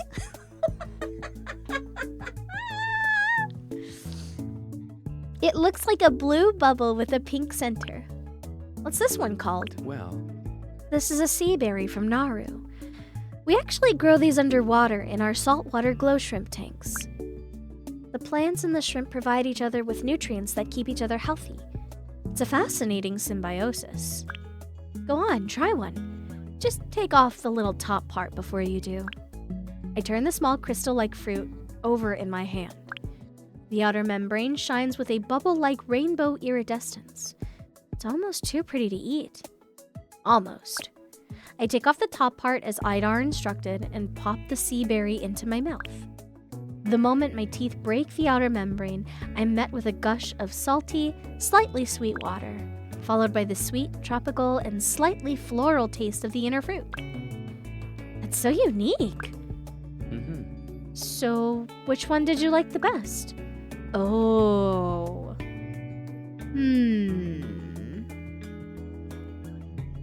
Not the ruby fruit, because I don't like cactus pears. Either the keshri berry or the snow root. But I'm probably gonna go with the snow root because the keshri berry, I don't know like what kind of chewy it is. Like if it's a gummy chewy, then maybe, but if it's a different kind, then I don't know. So I'll go snow root. I'd say the snow root. It's like a zesty potato. Well, I'm glad you were able to find something you liked, Aedar says with a smile. I think I want to try cooking something.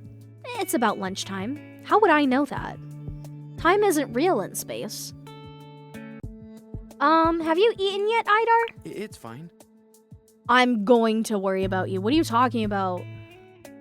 No, but I'm fine. You don't need to worry about me. I'm not really hungry right now. Yes, you are. Eat my food. Aedar quickly rises from his seat at the counter.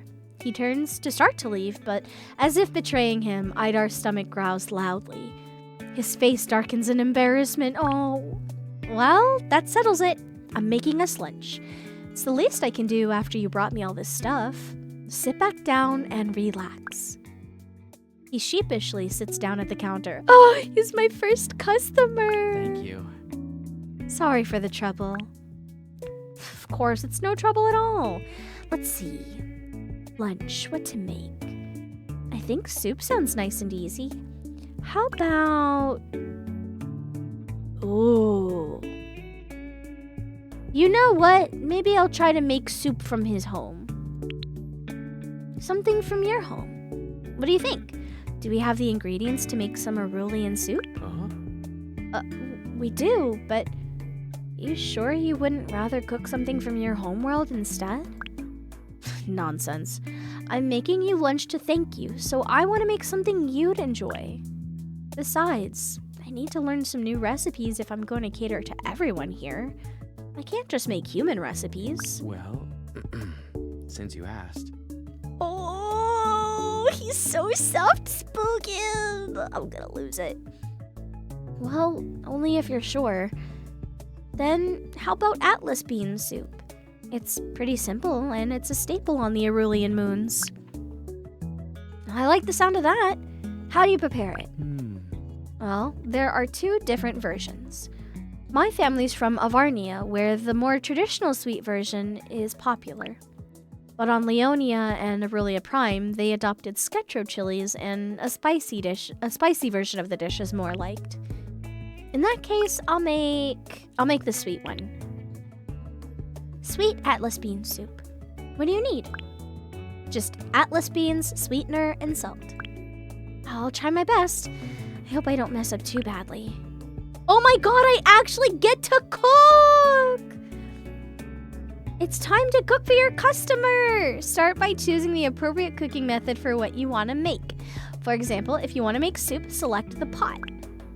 You can select pantry or produce from the tabs here. If you're feeling stuck, you can check the recipe app in your Palm pad. Okay, so pot. I need... You said the Atlas beans, sweetener and salt. Sweetener and salt. I made sweet Atlas bean soup! Let's do it again. I made your soup! Okay, I think that'll do it, I say, looking over my shoulder from my station. All the while that I've been cooking, Aedar has been watching me. One elbow propped on the counter, his hand supporting his head. Of course, every time I looked over at him, he made a point to look literally anywhere else.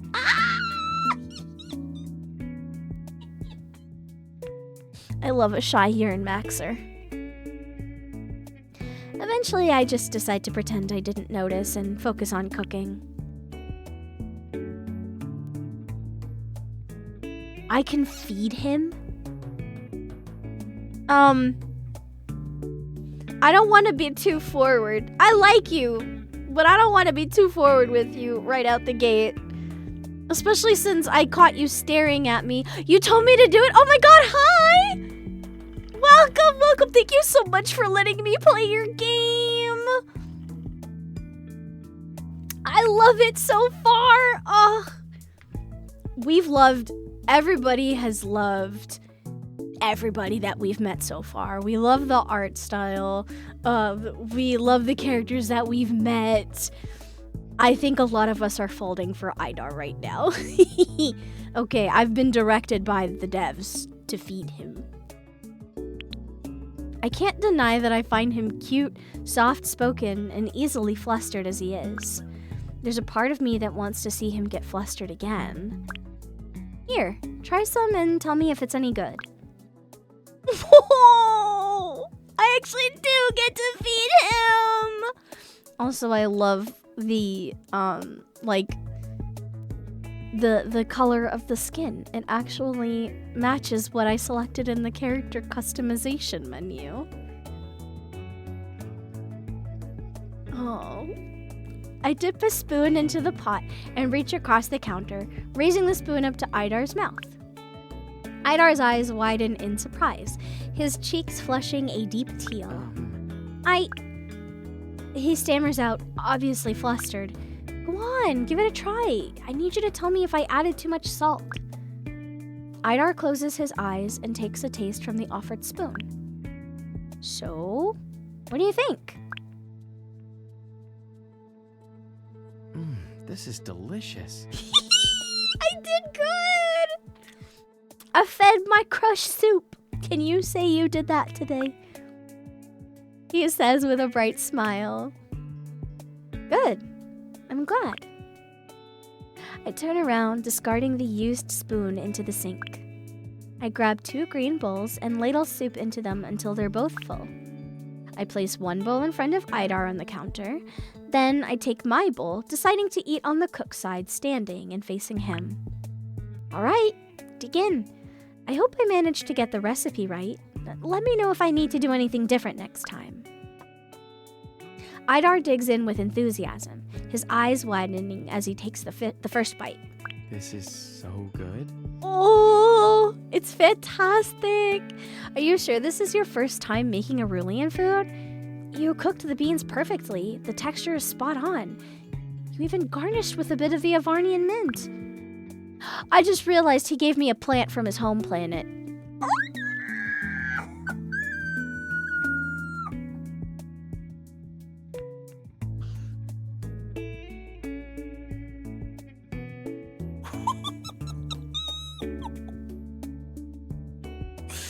Oh, that just made my day. Well, the mint was just a lucky guess on my part. Don't you think you're flattering me too much? It's like you said, it's a pretty simple dish. I ask with a laugh. I'm glad I managed to succeed in making an Aurelian dish. Oh, hi, friend. Do you want to come up here? Hello. Please hold.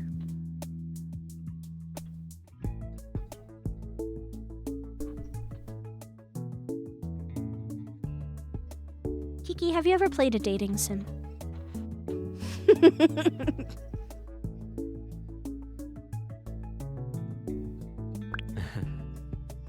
I don't think so. If anything, I don't think I can praise you enough. Aedar sighs. Eating this makes me feel like I'm back home. Now that was the intended effect. I done good. Well then, I'm glad. You're This an is amazing serious. cook. Oh, he said this is seriously delicious. You're an amazing cook. Have you always been a chef? Well, I've never worked as one professionally, if that's what you're asking. But I've always liked cooking. It always made me happy to see my family and friends enjoy the meals I made them. And seeing you enjoy this meal now, I feel like I made the right choice coming here. Well, You know, your aunt told me once that she saw it as an honor to get to cook for people. That it made her glad to know that no matter how bad of a day someone was having, once they came to the Milky Way Diner, they'd at least leave with a full belly and a better mood. I feel a similar way about the work I do on the ACT deck. I noticed you get pretty passionate when you talk about the plants and stuff. Well, I've always loved growing things. It's kind of like that happiness you said you get when you see people enjoy the food you cook for them. It makes me happy knowing the plants I take care of will go on to feed my community.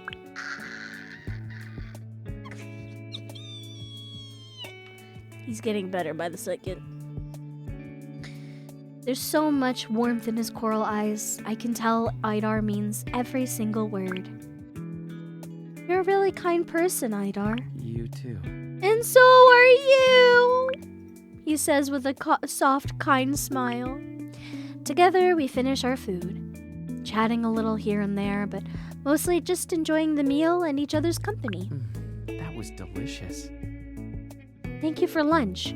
Here, let me help you with the dishes. You don't even work here. I'll do it. He grabs his bowl and gets up from his seat. Aedar extends his hand toward my empty bowl, but I slide it out of his reach. He gives me a puzzled look. You're very welcome, but do you normally ask to help with the dishes when you eat out? I ask jokingly. Aedar lets out a little laugh of amusement. No, but I'm not exactly a paying customer right now, am I? So let me give you a hand. Uh-oh.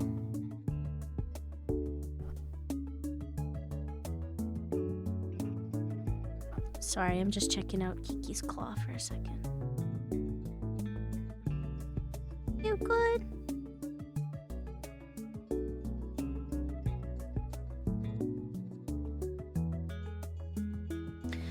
He reaches for the bowl again, and this time I let him take it. He walks behind the counter and heads to the sink. I made this meal to thank you, but now I can't help but I feel like I owe you again. Ooh, I can make him a little bit of dessert while I wash the dishes. Do you have room for dessert? I can make something sweet. Don't worry about having to do more dishes. I'll put a load in the sanitizer before I lock up. Are you sure? I normally wouldn't say no, but are you sure you want to cook again? I also have to head back to the agricultural deck soon, so I don't think I have time to sit and eat dessert. Here, let me stretch. Thank you for the streamer care package.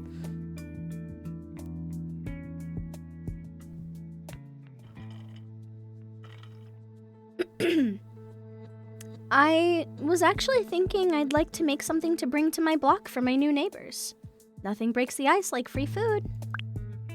I'll make some for you as well, and you can take it with you to the ag deck for an afternoon snack.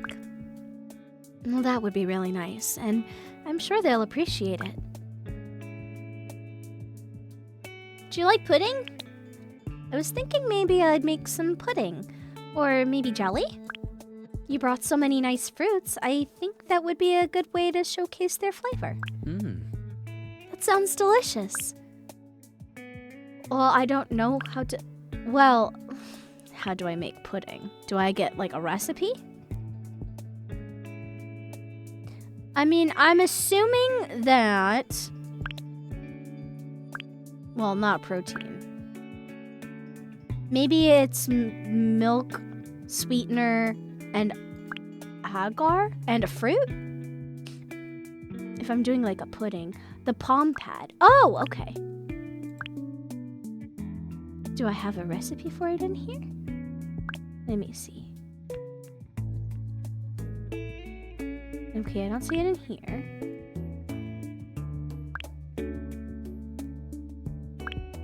Okay, I don't see a pudding recipe in my palm pad. I only have the sweet Atlas bean soup in my palm pad right now. I wonder if, do I need to experiment a little bit? Not that I mind experimenting. Oh, I have messages. That's cute. And also a horoscope. It says, today is a great day to explore new places and greet new faces. That's so cute. I mean, I can give it a try.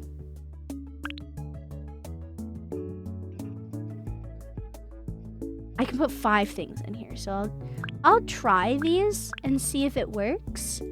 And if it works, great. And if it doesn't, then that's okay. I'm gonna try, let's do the ruby fruit.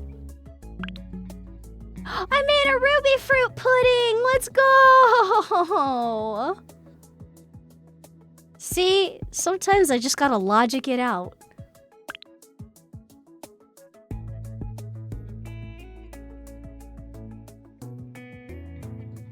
After I finished cooking, I put the last of the dishes into the sanitizer and packed the desserts into reusable containers.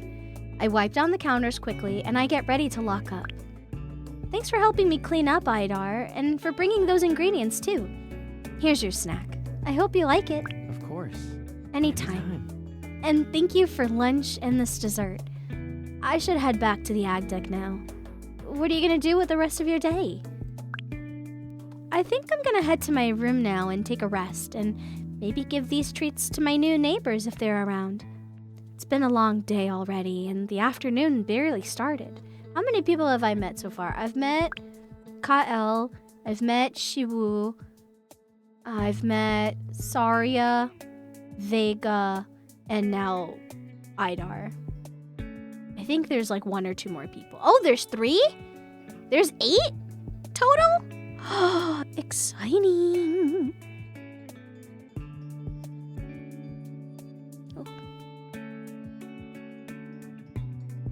Okay, I thought there were only 6, maybe 7. Together, we walk out of the Milky Way Diner, and I turn off the lights as I leave. We stand outside the diner on the promenade. Sounds good. You should take it easy. I'll see you soon. If you walk away without my phone number, I will chase you down myself. That's what I thought. Let me give you my contact information. I used to drop off produce weekly for Cassie. I'll do the same for you. I can't guarantee I'll have the same stuff every week, though. I hand him my palm pad, and he swiftly enters his details. He then hands the device back to me. That sounds great. Thank you. I hope you have a good rest of your day, Aedar. You too. We smile and wave at each other as we go our separate ways. As I draw closer to Block 3, I hear voices coming down the hall. No! Dang it, not again. There's gotta be a way out of this. I told you, you've got to keep your eye on your opponent's rook. I round the bend and take in my surroundings. There's a large common area with a sunken conversation pit where two people, a human with red hair and a Sketrian, are playing holo chess. There's an opening in the right wall leading to a common kitchen, and 3 doors which I assume lead to the residents' apartments. Huh. This human game is far too simple, and I believe with this move, the Sketrian moves the aforementioned rook and captures the human's king. I win, and your credits are mine. The red-haired human looks crushed. Come on, Setteth. Best 2 out of 3. Oh, what are you doing? What did I do? Bye, Kiki. I don't know what she's doing besides her best. There she goes. Your name is Setteth? My favorite character in Fire Emblem 3 Houses? That's not what we agreed upon. Besides, I've got work to... The Sketrian, Setteth, looks up from the board and his eyes fix on me. Fix on? Song Minky is here too? Get bread on the horn right now. We've got a fix on.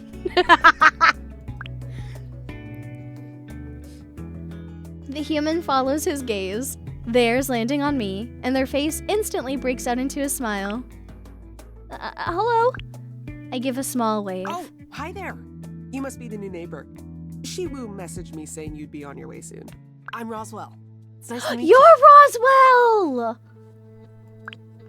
They climb out of the conversation pit and hold out their gloved hand to shake. Roswell's grip is firm, and their handshake is, well, enthusiastic. You know what I'm getting? And anytime I make these correlations, I promise I mean it in the most positive way. They kind of remind me of, Ed from Cowboy Bebop. I'm Parker. It's nice to meet you too. I'm your new neighbor, I guess? I'm taking over the Milky Way Diner. Sorry for interrupting. It seemed like you two were in the middle of a pretty heated battle. Oh my god, hi Issa! Welcome! It's so good to see you today. Hardly. I had just finished claiming victory.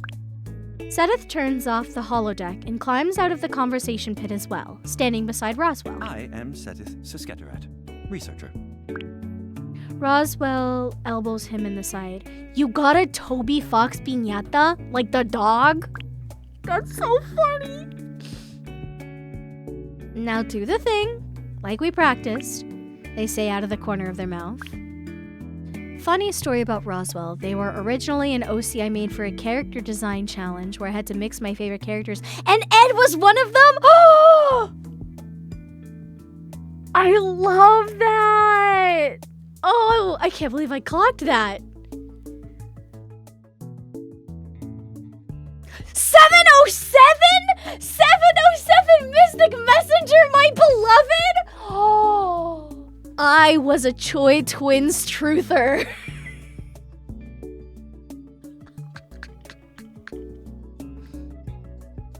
Oh, I love it here. Setteth rolls his yellow eyes and extends a 3-fingered, scaly hand, offering it for a handshake. Hi, Nico. It's so good to see you. I hope you're doing well. I take his hand in mine. It feels odd, a bit cold and a far different shape than I'm used to, but altogether a well-executed gesture. After Setteth lets go, Roswell gives him a friendly pat on the back. There you go, bud. You killed it. Da-da-da-da-da. Roswell leans in toward me and mock whispers. Setteth was super nervous about making a good first impression on our new neighbor. He even asked for a refresher on human greeting customs. I did not. Setteth sputters, embarrassed, his tail swishing back and forth in agitation. Oh, he's got a tail. He's going to be somebody's favorite. What's the Sketrian greeting custom? I'm grateful you made the effort and, well, my voice trails off. I really should have brushed up on my interspecies relations before coming all the way out here. Setteth clears his throat and shifts awkwardly. Well, that's... The thing is, how should I put this? Roswell leans in towards me and whispers under their breath.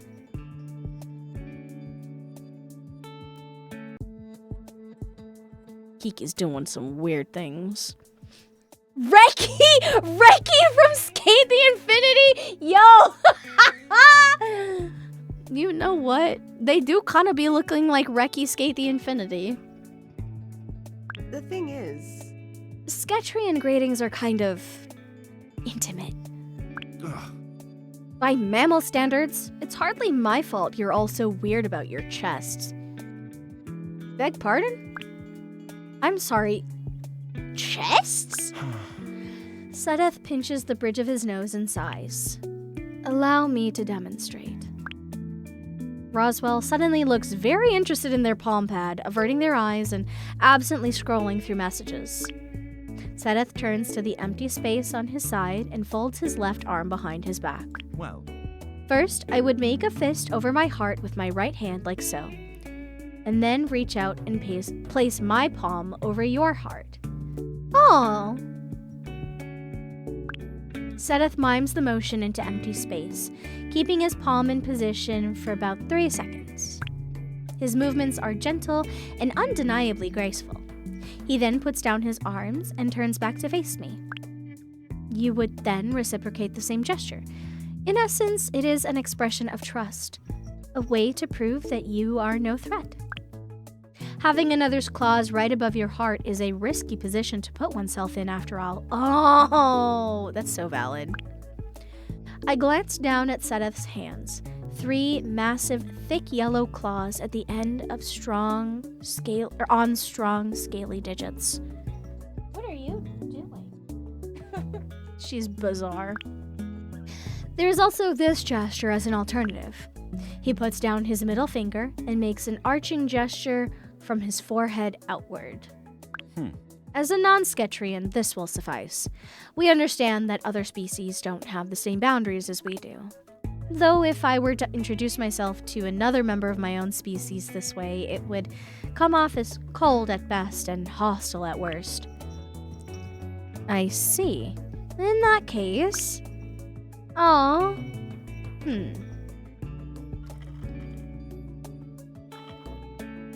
do the traditional one just to be, like, you know, respectful and appreciative of the culture. Oh, this is sweet! I step in front of Setteth. I'm a bit nervous, but there's no going back now. I steady myself and just go for it. I mimic Setteth's actions from before, folding my left arm behind my back and making a fist with my right over my heart. I then reach out and gently place my hand over Setteth's heart. Time slows down a bit at that moment. Even through his clothes, I can feel that his body is colder than a human's, and I can feel his heart. Setteth's heart beating hard and fast under my hand. His chest rising and falling under my palm. I look toward his face, and a small smile is playing on his lips. I feel heat rise in my face and realize a second too long has passed. I remove my hand back quickly, as if burned by a stove. If Setteth notices, he says nothing. it's good to meet you. It's good to meet you too, Setteth says with a warm tone. Left hand behind his back, he makes a fist with his right hand. places it over his heart, and then reaches out and places his palm over my chest where my heart lays. His large, cold, clawed hand is still and unmoving on my chest, feeling my heartbeat. I understand why this is an expression of trust for his species. He could rip the heart out of my chest if he wanted to. Literally. It's good to meet you too, Setteth. After the 3 longest seconds of my life, Setteth removes his hand from my chest. As if on cue, Roswell puts their palm pad back in their pocket. See what I mean? Intimate. Setteth clears his throat.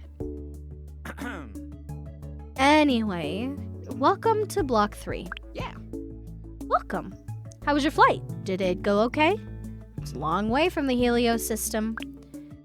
Are you from the Helio system too? Nah. I was born on the Caspar. That's one of the 3 original human extrasolar mobile space settlements, right? The 3 Magi? That's right, Magi, as they're called, are 3 massive ships that left the Helio system not long after first contact with the Galactic Assembly almost 2 centuries ago. Built with the help of the Assembly as a token of goodwill, the residents were the first humans to set out and join the galactic community. Lots of those original passengers ended up settling in established GA colonies.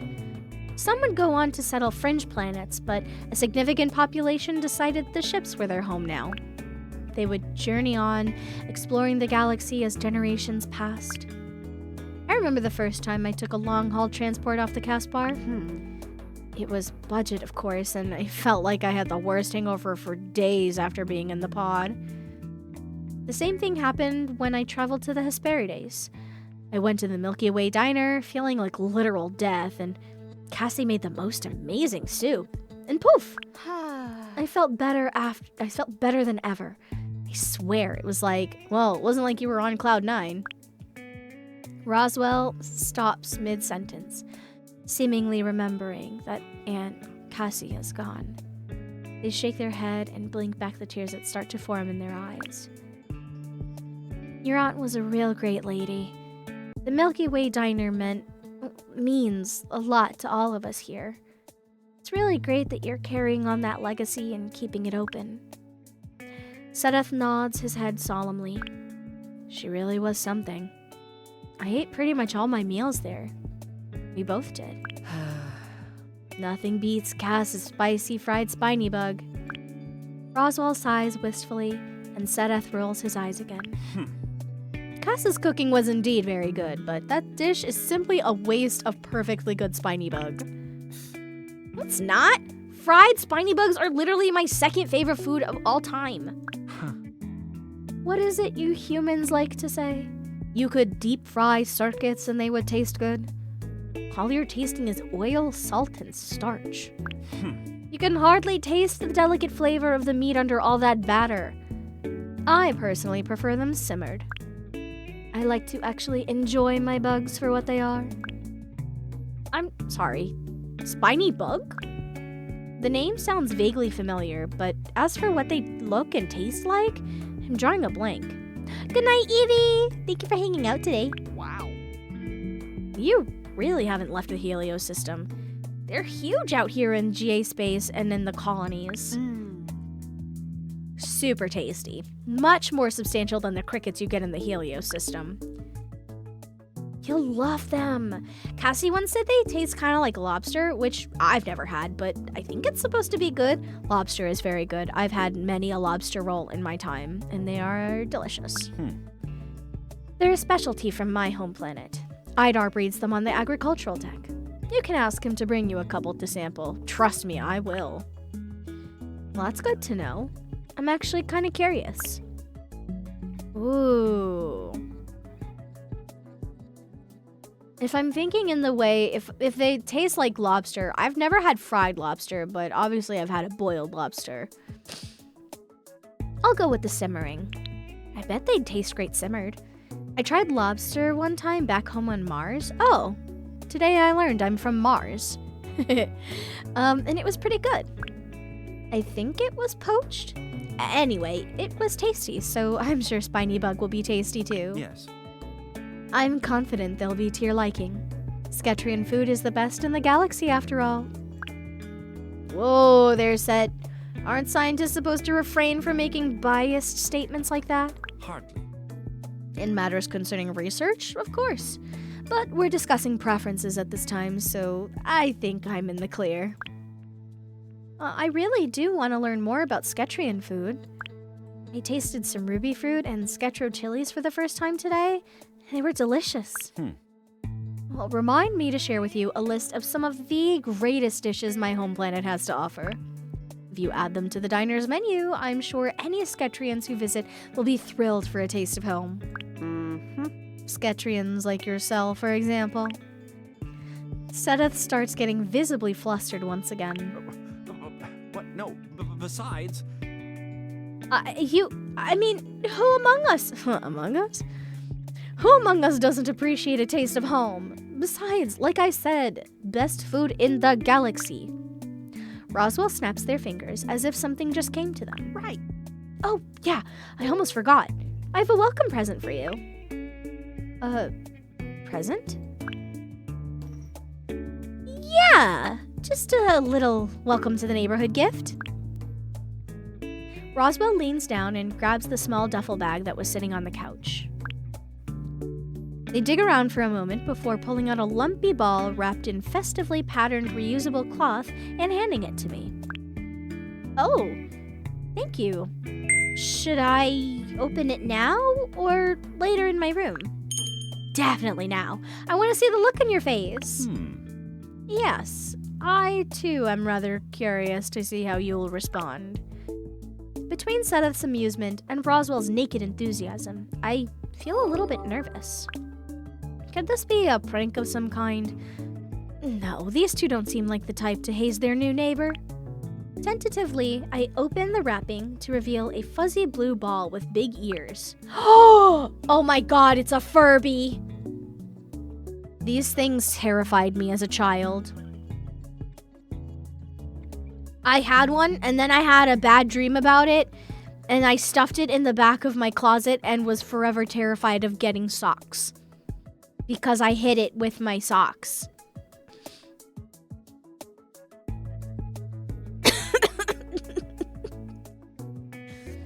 Its robotic yellow eyes click open, and I flinch, almost dropping the contraption.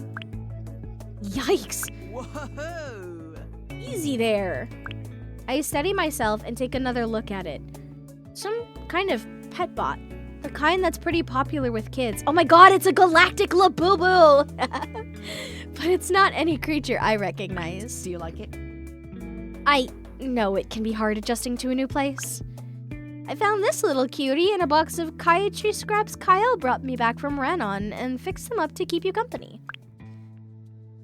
They're supposed to be a rune. Well, a cartoonish interpretation of one.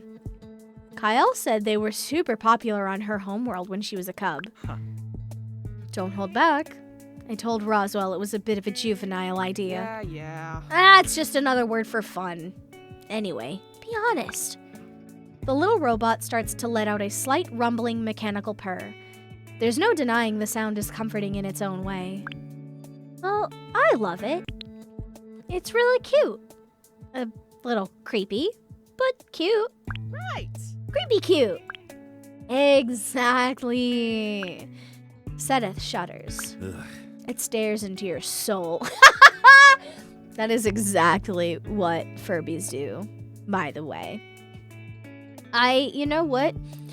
In some ways, I think the Labubu is the Gen Alpha Furby. And in other ways, I don't feel the Labubu staring into my soul and cursing me and my lineage for eternity the way that I felt my childhood Furby do. So, they're off the hook for now. Right into your soul. That's part of the rune's charm. Kyle told me in the wild of Ranon, they immobilize their prey with their stare. Well, thanks so much, Roswell. This was so thoughtful of you.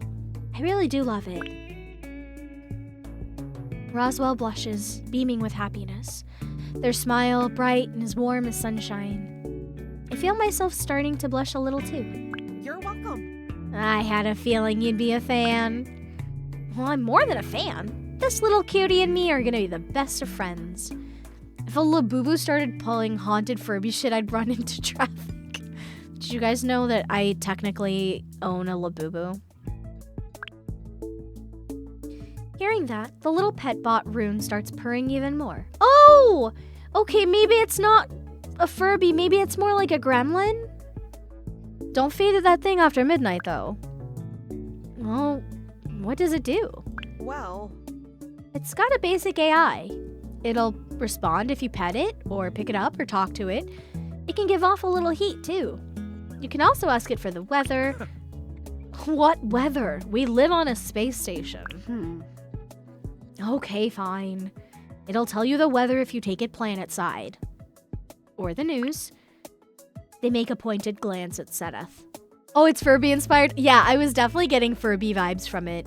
I think a little bit gremlin, too. Which is relevant everywhere. It's even got a built-in speaker function, so it can play your music.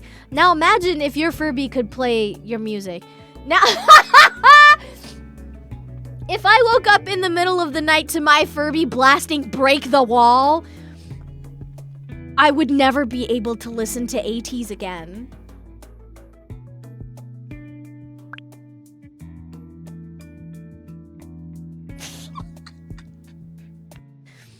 You said being a dev means you get to be a little self-indulgent. You're so valid for that.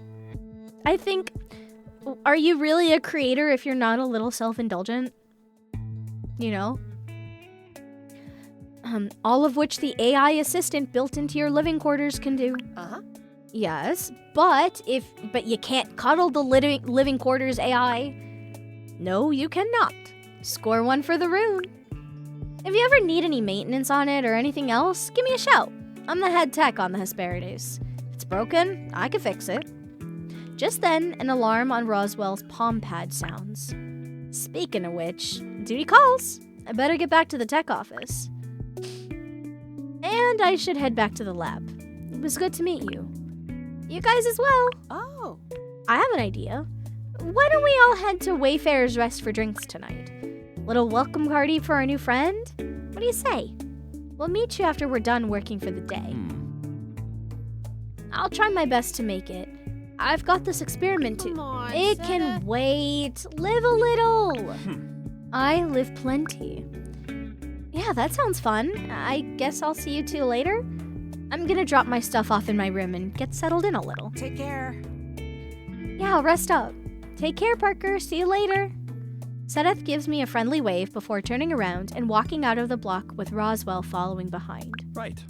Now, I believe you have credits to transfer to me. Oh, when here I was hoping you'd forget. You said if you like K-pop, you're gonna love the dumb K-pop references. Thank God. I've been listening to K-pop since 2007, so I'm ready for literally every meme ever.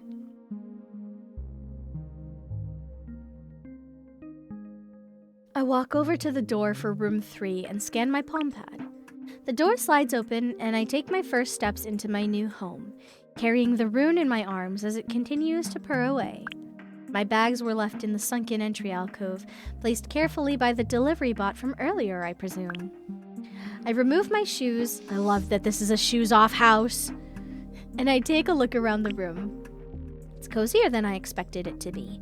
There's a bathroom and a little kitchenette, as Officer Morency described. There's also a sleeping nook with plush-looking sheets and a warm golden glow coming from lights in the walls of the nook. Finally, there's a surprisingly large window looking out into space.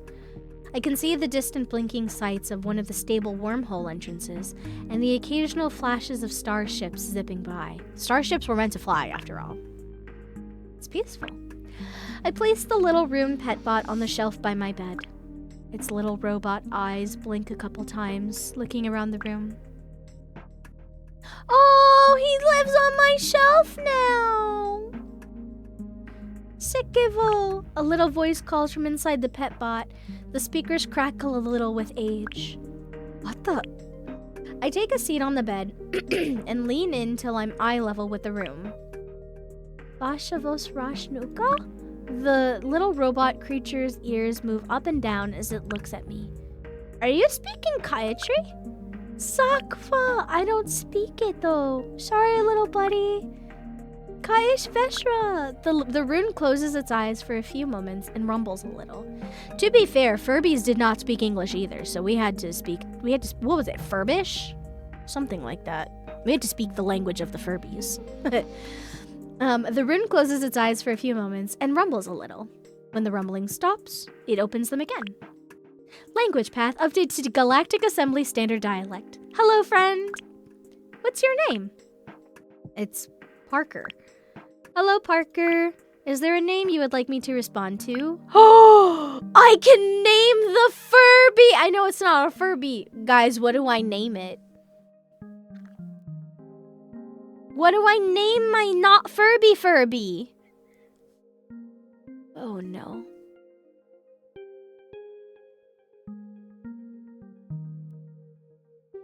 Thank you, Ty, for the streamer care package. I think what my plan is to meet all of the love interests, and then put a pause. Congrats on your date with Gaia. I don't know. I'm getting Bluey vibes from it, so I'm gonna name him Bluey for now. I do love me some Bluey. Okay, I'll go by Bluey from now on. Do you want to play? Maybe some other time, little buddy. I want to take a nap. I say, peeling off my traveling clothes and flopping onto the bed. Somehow it's even comfier than it looked. I crawl under the covers and let out a contented sigh. Lights off. I call out, and the lights of the room switch off. I turn over in bed and look into the little rune's glowing eyes. Okay, if I woke up and I saw that, I would be mildly freaked out. Can you wake me up in a couple hours? Of course, my friend Parker. Sweet dreams. I close my eyes and almost immediately fall asleep. When I wake from my nap, it's about an hour and a half before I'm supposed to meet Roswell Setteth at Wayfarer's Rest. I unpack my bags, take a refreshing water shower, as opposed to what? There are other types of showers. And get dressed. I figure it won't hurt to be a bit early, so I decide to head to Wayfarer's Rest and have a drink while I wait. I walk into the Wayfarer's Rest. It's a dim space sparsely lit with neon. Ooh, I like the background music. There are a handful of patrons scattered around, occupying tables and stools along the bar. I decided to grab myself a spot at the counter. I look over one of the small drink menus on the bar, and as expected, none of the cocktails are anything I'm familiar with. Y'all got Shirley Temples?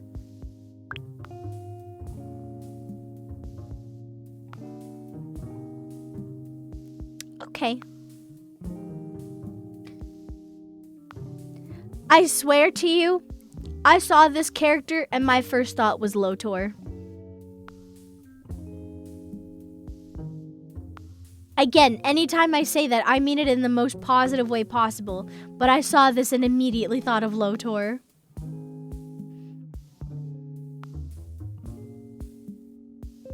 The person behind the bar, a Kaiatri with long hair wearing incredibly fine clothes, walks over to where I sit. He places a glass of water in front of me on a purple cloth napkin and gives me an easy smile. Welcome to Wayfarer's Rest, dear guest. I'm Leroux. Is there anything I can get started for you? Or would you like a bit more time with the menu? Hi. I look over the unfamiliar list of drinks with alien ingredients. I recognize a few of them now thanks to Aedar, but it's not enough to really know what I want. I take it! Welcome back, Genuine! Listen, we already had our Danheng almost kiss moment with Shiwoo.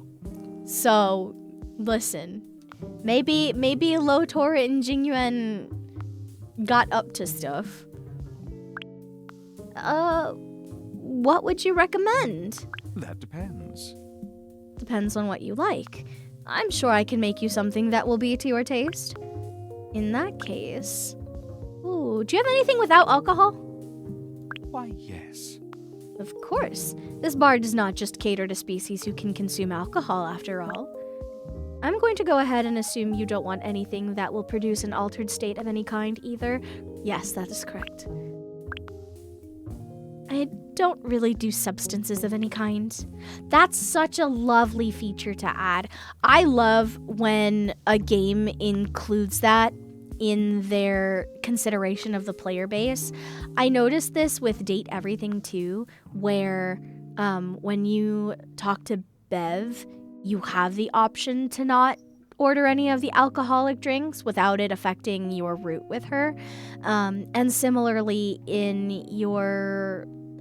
with all of the routes really, there is a very ace-friendly and generally content warning-friendly approach where if there are certain topics that you're uncomfortable with, you can skip them and still reap the benefits of the route without putting yourself through an uncomfortable situation. And very similarly, I liked that it takes into consideration, maybe you do want to romance characters but not necessarily bed them, or maybe you don't want to romance the characters at all but you still want to interact with them and get a positive ending with them. So little things like that really mean a lot to me as a player. I like when people are considered, That means a lot. I said, I don't really do substances of any kind. Altered states just aren't for me. Very well. Understood. In that case, I know just the thing. LaRoe busies himself, taking bottles of liquor off the shelf behind him and mixing the ingredients together with practiced efficiency.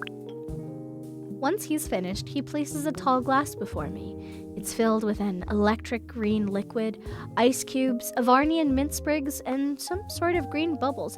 I get boba on my first day in space? Here you go.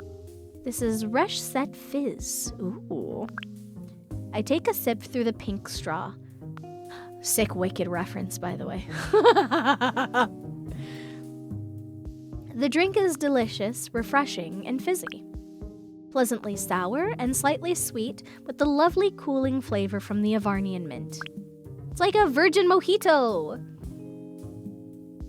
The little green pearls pop with a little pressure and burst with a sour citrusy juice. Ah, that hits the spot. Do you mind if I ask what's in it? The pearls especially. I've had this earth thing called popping boba before that's similar, but the texture's different. Those are bubble lime pulp. It's a fruit from Nauru. I have Kyle fly them in special. There's also some Avarnian mint, of course, some bubble lime juice, and some mineral fizz water. Nikki, thank you for the raid! Welcome! Hi, everybody. Hi, Rose. Hi, Jaslina. Merfolk's diving in. Hi, Antonio. It's so nice to meet you guys. How was your stream? What were you getting up to today? Thanks for grabbing your dailies. I love that for you.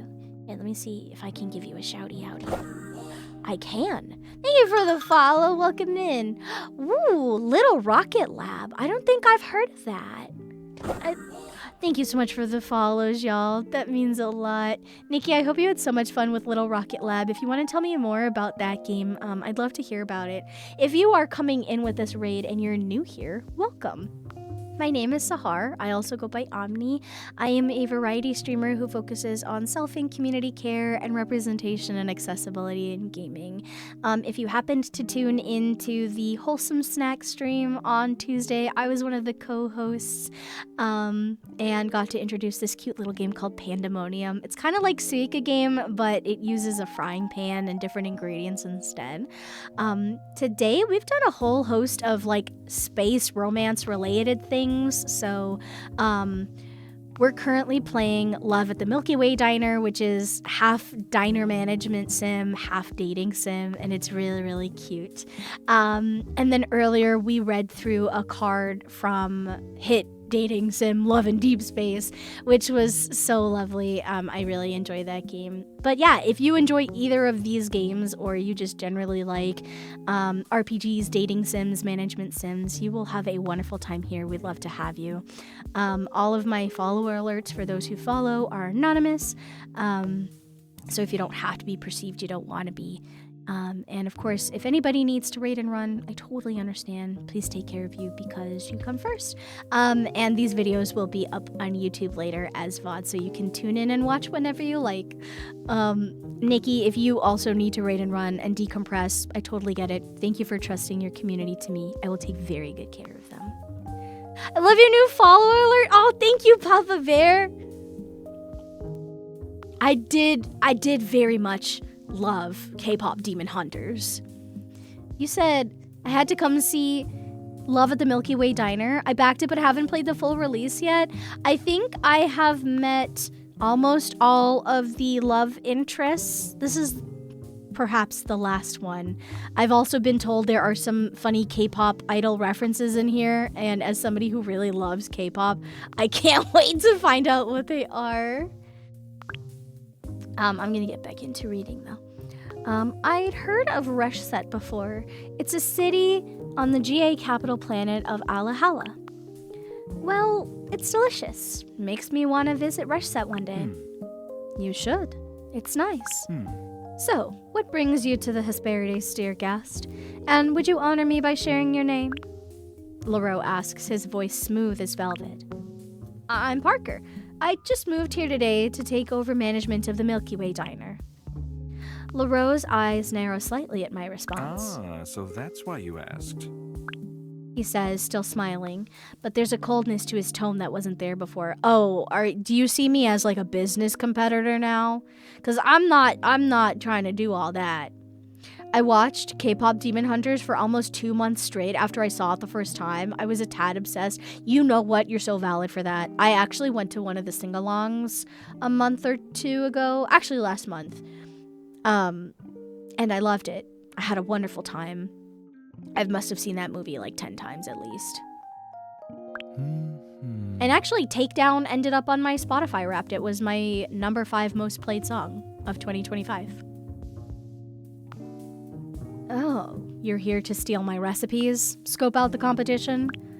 Maybe you're looking to add a cocktail menu to the Milky Way Diner. Kyle told me about the new chef when she dropped off my delivery today. He makes a point of looking me up and down, sizing me up with his cat-like gaze. She said you were cute for a human, but I don't quite know if I see it or not. Well, screw you too. I love when people sing along to the things that they love. You're in good company, Papa Bear. He leans casually on the counter behind him, arms folded, his eyes locked on mine. Are we really competition? Or maybe, and this is crazy, I'm just here to enjoy a drink while I wait for my friends? Besides, are we really in competition? I ask matter-of-factly and unamused. You run a bar and I run a diner. Those are pretty different niches. You don't have anything to worry about. Were you and my aunt competitors or something? Is that why you suddenly got all cagey the second you learned who I am? I ask, taking another sip of my drink, which is annoyingly good.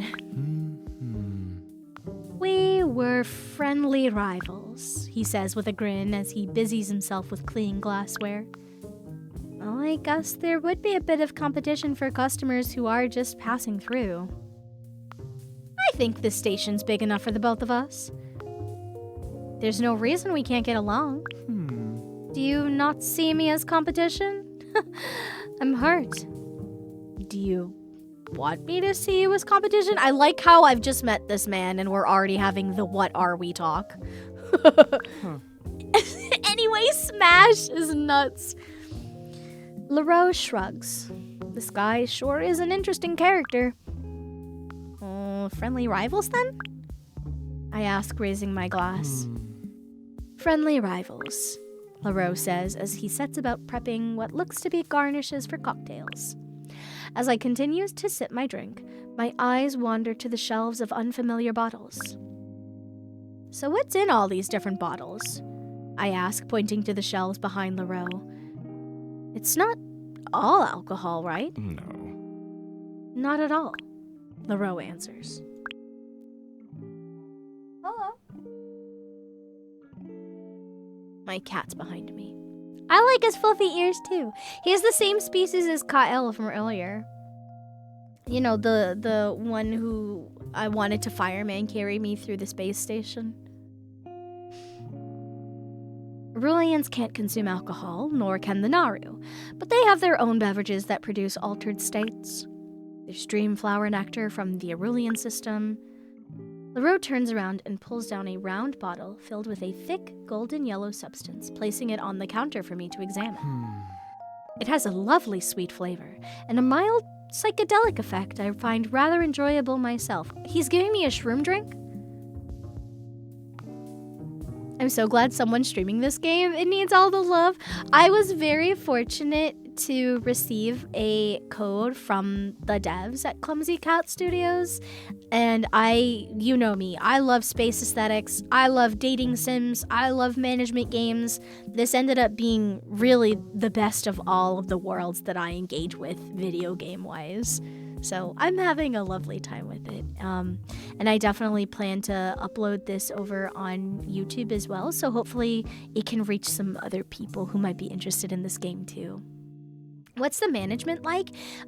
So far, I've only had to cook a couple of dishes. I would say it's not really like Diner Dash. It's more like Closing Shift, without the horror aspects of it. So you're asked to make a dish. They give you the ingredients. You put them together and create the thing. And there hasn't really been a time limit on anything. And I even got to experiment and make something. I made some pudding. Can humans drink it too?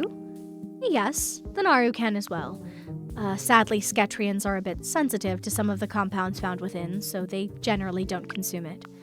Not unless they're looking to have a very wild night. I see. Is it easy? I usually don't like management because I get overwhelmed. I would say that it's easy so far, but then again, I've only had one customer, and that was Aedar. I don't know if it gets more stressful once the diner officially opens. I think that's on day 3 or something. I say, picking up the bottle and turning it over in my hand, watching the golden sparkling liquid swirl around inside. You say it's easy overall? Okay, that's good to know. And this is Quilum, the Naru drink of choice, Leroux explains, pulling another bottle down from the shelf. This one is tall and skinny and filled with a mysterious, iridescent-looking liquid. It's made from puff fish venom. Oh my god, it will help with that, remember that episode of Spy Family where Yor got stabbed in the butt and the only thing that helped her was the pufferfish venom? We have our remedy. No time limits, just problem solving, and you can get a hint. Oh, that's really helpful to know. Thank you for sharing that with us. Yeah, if you are interested in what you've seen of this game so far, hop over to either Steam or itch.io. I was told that the Steam page is currently down, but you still should be able to download it from itch.io and get your Steam key, and then you'll be able to add the game to your Steam library. Sadly, Kayatri can't enjoy this, but it's safe for you humans. I've been told it induces a lovely mellow high. I guess it makes sense that not every species can consume the same thing safely. Just itch for now. Got it. Thanks for letting me know. Leroux nods thoughtfully. Right. It is indeed a very important thing to consider when you're providing food to multiple species. Well, I've got a lot to learn if I don't want to end up accidentally poisoning someone. Oh! Now why would you do this? Why would you give me the CG? Haven't I suffered enough? Why would you give me Jingyuan meets Lotor meets Beverly Date Everything meets Vampire Silas. I'm gonna lose it. He muses before adding with a devilish smile. Okay, look at this man and tell me he's not Lotor coded. Aesthetically speaking. But potentially good for mine. I hear the bar door behind me chime and a familiar friendly voice calls out. You made it! Oh, Vega! Hi, Pookie! I turn around to see Roswell with Vega in tow. Don't mind. That I invited Vega along. She mentioned you guys had met. Vega gives me a friendly little wave. No, not at all. Good to see you again. Roswell looks behind me and waves at the bartender. Hey, Laurel. Welcome. Welcome, dear guests. Please take a seat wherever you like. Roswell and Vega walk over and join me at the bar. Ooh, can I get a bottle of Keshok, please? Leroux nods pleasantly, taking a purple glass bottle out from under the counter and popping off the cap before handing it to Roswell. What's that? Is that any good? It's kind of like a beer, so I like it. They take a drink from the bottle. I've been looking forward to this all day. Ooh. Honestly, you have human patronage, so why don't you carry any human drinks here, actually? Well, Oh, I used to carry some Martian beer, but Roswell and Cassie were the only ones who ever ordered it. Leroux shrugs. It was a business decision. Well, maybe I should start carrying it. I feel personally victimized by this business decision. You're lucky this Keshok is so good. I'll have one of those as well, please. Leroux raises an eyebrow at Vega. my apologies. I'm sorry, miss, but I'm afraid I can't serve you Keshok. It's alcoholic. The racism is nuts. No! I'm dead. Vega laughs awkwardly. It's her first time out of her home system, too, I explained to Leroux. Well, How about a Dreamflower Rechette Fizz instead? He asks, turning to Vega. Yes, please. That works, too. Leroux turns around and busies himself with preparing Vega's drink. So, what's the status of your ship? I turn to Vega and ask. Well, Respectfully, it's not a ship. It's a fossil. Hey! No offense. Roswell raises their hands. the thing is, It's an Arulian Wraithar. The class of ship hasn't been in production for like 75 years. I'm impressed that it's even still operational. I doubt it would even pick up on most modern scanners. Vega's lucky the sensors we have on the station are also fossils. The rescue team might not have reached her in time otherwise. She's so cute. I told Vega that I could fix it, but it's gonna take me a while to find the compatible parts I'm missing.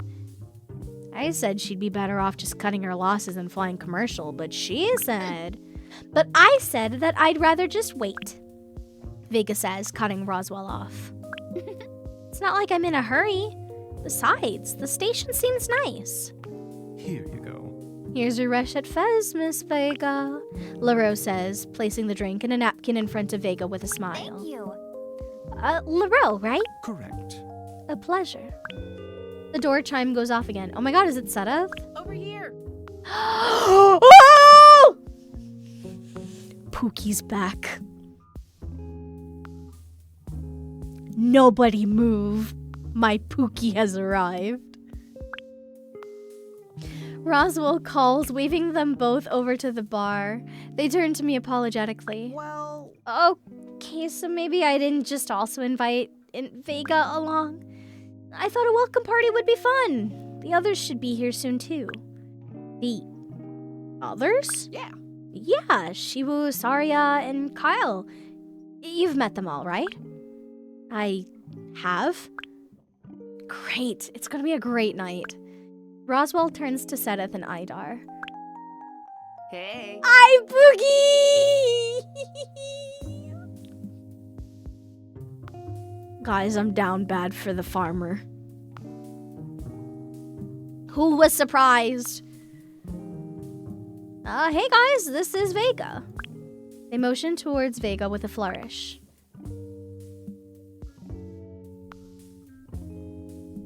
She's also new to the station. Her starship exploded and she is very lucky to not be dead.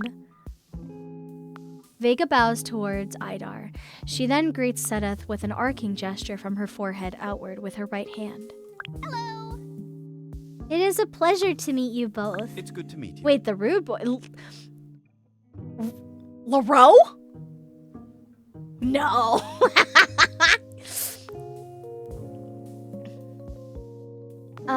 Ooh, great question. Will it be fully voiced or partial? It's just partial for now, but maybe someday if the game does well enough. Ooh. Oh, Setteth. See, I like Setteth, Fire Emblem Setteth. First of all, I like any character voiced by Mark Whitten. But I fear I am leaning towards Aedar and Shiwoo primarily. But I also, Vega is such a cutie. Oh. But Kyle could throw me over her shoulder and I wouldn't complain. Like, duh. Hello. It's nice to meet you too. Aedar says with a polite bow. I can tell he is making an effort to speak louder so he can be understood over the music and conversations. He tilts his head slightly as he looks at Vega. I'm sorry to ask, but have we met before? Vega shifts a little at Aidar's question. Do y'all have history? Were you dating? No? Why? Sorry. Oh, of course. Sorry I asked. You look so familiar, but I can't quite remember how. Y'all are the same species. Is it not clicking to you? I guess I just have one of those faces, Vega says with an uncomfortable laugh, turning to continue talking to Roswell. Would you like to order? Anything I can get you, boys? I will have. A Sekesh. Neat, please. I'll have... A nectar spritz, please. Coming right up. LaRoe turns and gets to work on their drinks. Did you guys both have a good rest of your day? I ask Setteth and Aedar. Oh, you know what? Oh, now that I'm thinking about it, a route with LaRoe low-key is giving You've Got Mail. Yes. Well, it was productive. I've been wondering, what exactly is it you research out here, Setteth? I'm a deep space biophysicist. My area of study involves a particular near microscopic species that lives in the vacuum of space called parsecs. They are particularly drawn to areas where the fabric of space and time is a bit looser, so the nexus point of 4 stable wormholes is an ideal place to collect samples and study them. Then how does a species even survive in the vacuum of space? Well... The answer to that question is a bit too complicated for this setting, but perhaps you could come by my lab someday and I could explain my research a bit more thoroughly then. That'd be really cool. I'd be happy to take you up on that. I turn to Aedar. Did you have a good day too? Listen to the way that my voice just changed, bro. That's embarrassing. I'm embarrassing. Oh no. He nods. We transferred some strawberry seedlings to the grow towers. You grow strawberries? When will they be ready to harvest? In about 2 weeks. I'll include some in your produce delivery once they're ready. Oh my god, thank you, Pookie. I'm looking forward to it. I'd love some as well. No! Give me all the strawberries. Forget him. The strawberries are for me. I can appreciate them to their full flavor and potential. LaRoe says, handing Aedar and Setteth their drinks. I have a great idea for a new cocktail. No, get out. I will be using them exclusively. Hey. Kyle's here? Let's get this party started. Hi, Pookie. calls a familiar voice from the entrance of the bar. I look over to see Kyle stride into the Wayfarer's Rest. Oh, they're speaking to each other in their language. I love it. I'm curious to know if the studio, if the devs, fully developed a conling for them.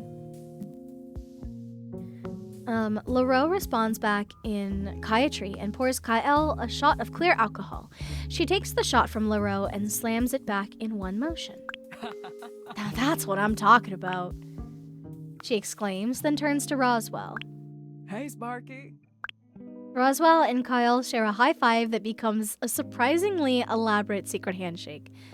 Just the bare scaffolding of a conlang. Aw, hell yeah. Yeah, she knows how to throw back a shot, truly. She then turns to Aedar, giving him a friendly pat on the back. Sprout. How are those seeds I brought you back last time doing? They're doing great. They just started germinating. Uh-huh. Love to hear it. Setteth. Always fun to see you out of your science cave. The word you're looking for is laboratory. I think he would pronounce it like Dexter from Dexter's Lab. Yeah, but science cave is just way more fun to say. And you, Kyle says, turning to me with a bright smile. Hey, you. How was your day, sugar? I forgot that she calls me that. I hear Setteth mutter. He really could not wait till Parker got settled before trying to charm them, huh? Kyle shoots him an icy glare before turning back to me. It was pretty good, I'd say. Lots of new friends, as you can see. I have to ask, are you gonna keep calling me that from now on? Not unless you ask me to stop! Okay, but can we do sugar platonic? Sugar platonic in parentheses? I can do a little platonic giggling as a treat. A little platonic kicking my feet. A little platonic Debbie Ryan hair tug as a treat. I don't mind. Vega taps twice on Kyle's shoulder to get her attention. Hello. We haven't met yet. I'm Vega. Hey. Oh, hi. Sorry, I didn't mean to ignore you there. That is the correct emote to put in the chat, Nikki. Thank you. Hi, Shiwoo. As Kyle and Vega introduce themselves to one another, my attention shifts to the two other people entering the Wayfarer's Rest, Officer Morency and Saria. They walk over and join us at the bar. Good evening. Ah, yes, Doctor and Officer. Anything I can get for you, my dear guests? I'll have. I'll take a glass of Quilloon. I'll have. Just some iced tea with mineral water, please. Coming right up. LaRoe says with an easy smile. How are you feeling? Much better, thanks for asking. Of course. We'll try not to keep you out so late. You need your rest to adjust to GA standard time. Days are probably a bit longer than you're used to. Speaking of rest, she turns to Officer Morency. Oh my god, my man with the Versace bags under his eyes. How are you feeling today? Are you getting enough rest, Shiwoo?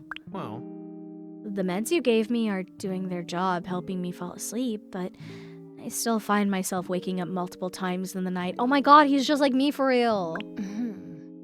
I see. Come by my office tomorrow and we'll talk more. Well then. Maybe I could make you something that could help. I know this clown does not carry valerian root, so don't even think about it. LaRoe offers, placing Officer Morency and Saria's drinks on the counter in front of them. I'll remind you that I'm 2 years sober. Oh! We love a sober king! Good job!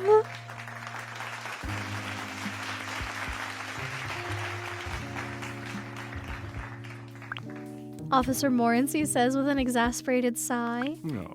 Something non-alcoholic. Honestly, I'm hurt you'd think I'd disrespect your sobriety like that. If you like. Though, if you need someone to come to your room and read you a bedtime story, we're getting gay?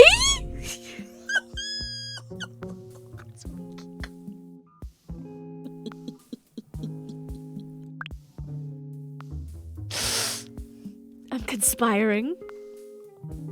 LaRoe winks at Officer Morency suggestively, but he completely ignores LaRoe.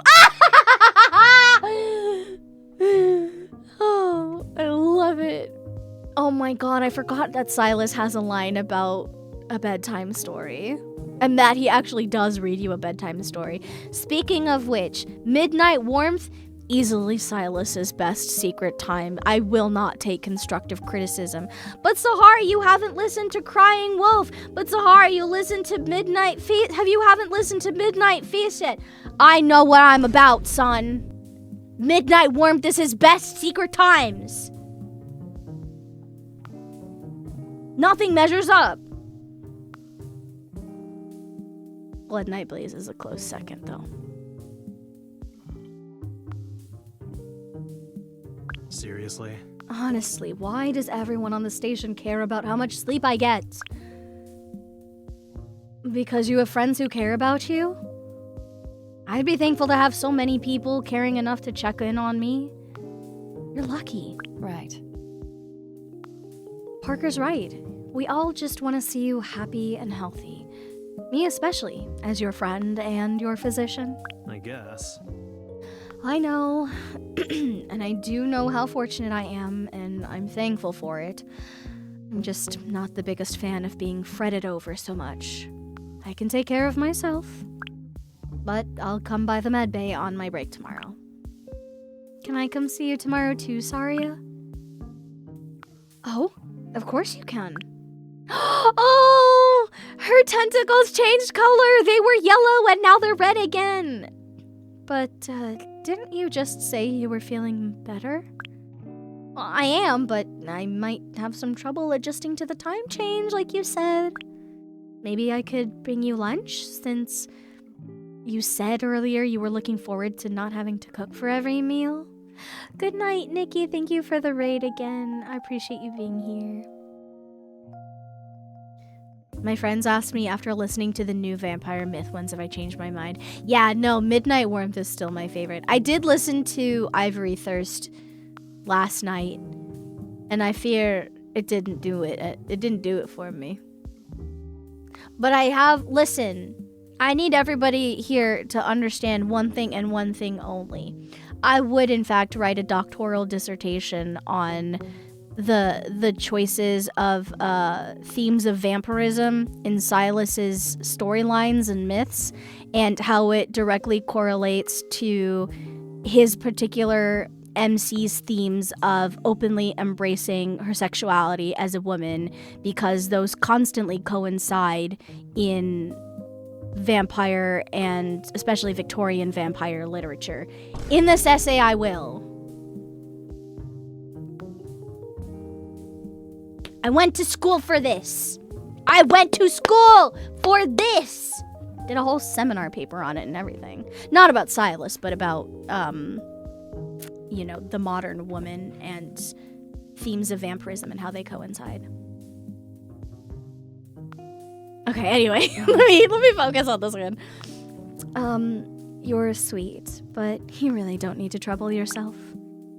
I can wait for the diner's opening like everyone else, but I'll be happy to give you a quick checkup tomorrow should any problems arise. Yeah, of course. Sorry if I overstepped there. You seem to care for everyone here so much. I wanted to do something to make you feel cared for too. Well, you didn't overstep at all, so don't worry. But I won't be accepting any special treatment. Not unless you want to deliver lunch to Shiwoo and everyone else. As conversations continue, Roswell climbs onto the bar. All right, can I have your attention? Now that everyone's here, please get off the bar. Right, sorry. Roswell hops off the bar and back onto their seat. As I was saying, let's make a toast. Oh, look at them all, everybody. To new friends and the grand reopening of the Milky Way Diner. Cheers! Cheers! We did it! You know what? I think perhaps this is a good place for us to pause. We made it through the first day. We met all of the love interests so far. And I think this gives us a good opportunity to watch back and decide if we want to maybe play another game and pursue a particular route. I know that we have a lot of games in the rotation, and there's actually a couple that we're trying to finish before the end of the year. But this would be one that seems pretty fun to throw into the rotation every so often. If you're watching in the stream or you're watching the YouTube VOD back, let me know which of the love interests you seem to be leaning towards, which one's your favorite. I absolutely want to talk about this with you. But for now, I want to say thank you to everybody who has been here, whether you were lurking, chatting, whether you followed, subscribed, whatever you did today. I am so happy that you were here, and I hope that this time served you well. But let's give some special thanks out to these wonderful people. Look at our new subscribers. King and Shark, thank you for resubscribing. Ty and Void, thank you for the gift subs. Purple, thank you for the bits. Laser, Nikki, and Sheila, thank you for the raids. And thank you to our wonderful friends. And of course, I cannot leave the stream without another special thanks to the folks at Clumsy Cat Studios for allowing me to demo your game, Love at the Milky Way Diner. This was so fun. I really enjoyed learning about the game and seeing how everything has come together. I am wishing you all of the best in your endeavors as you continue to develop this game and hopefully work on many more. If you are interested in playing Love at the Milky Way Diner, feel free to download the demo. I believe maybe the full game is also on itch.io. Feel free to give that a download and try the game out for yourself. Let me know what you think and who your favorites are. Oh, early access is available on itch.io. Oh, and for early access, I believe you can play the first 6 days, and I'm being informed that it is the first chapter of 3. Oh, exciting! I love it. Thank you so much for being here, everybody. If you had a great time here and you want to keep having a great time with us, hop over to the Discord. Please join us there. You can talk about some fun stuff with some fine people, creative, gaming-wise, anything you like. You can also find me on my socials. All of them are linked in my link tree along with my discount codes and a GoFundMe that helps a family in Palestine. If you are still here and you're not subscribed, you can click that link, subscribe to the channel, watch a couple videos, leave a couple likes, ring the bell so that you get notifications when the next video goes up. My friends, I'm gonna go ahead and take care of myself, and I hope that you do the same. Here are your reminders from me and Tepe the Self-Care Sushi Cat. Take a minute to check in with yourself really quickly. Make sure you've hydrated recently. If you need to take any meds, please take your meds. And make sure you've eaten recently as well. It's really important for you to take care of yourself because we care about you. Have a good night, everybody. Until next time, take care, and I'll see you then. Bye. I'm going to eat my hijab thread by thread like a bowl of spaghetti. Could that be a statement of animus dissension? Huh? You wanna fight?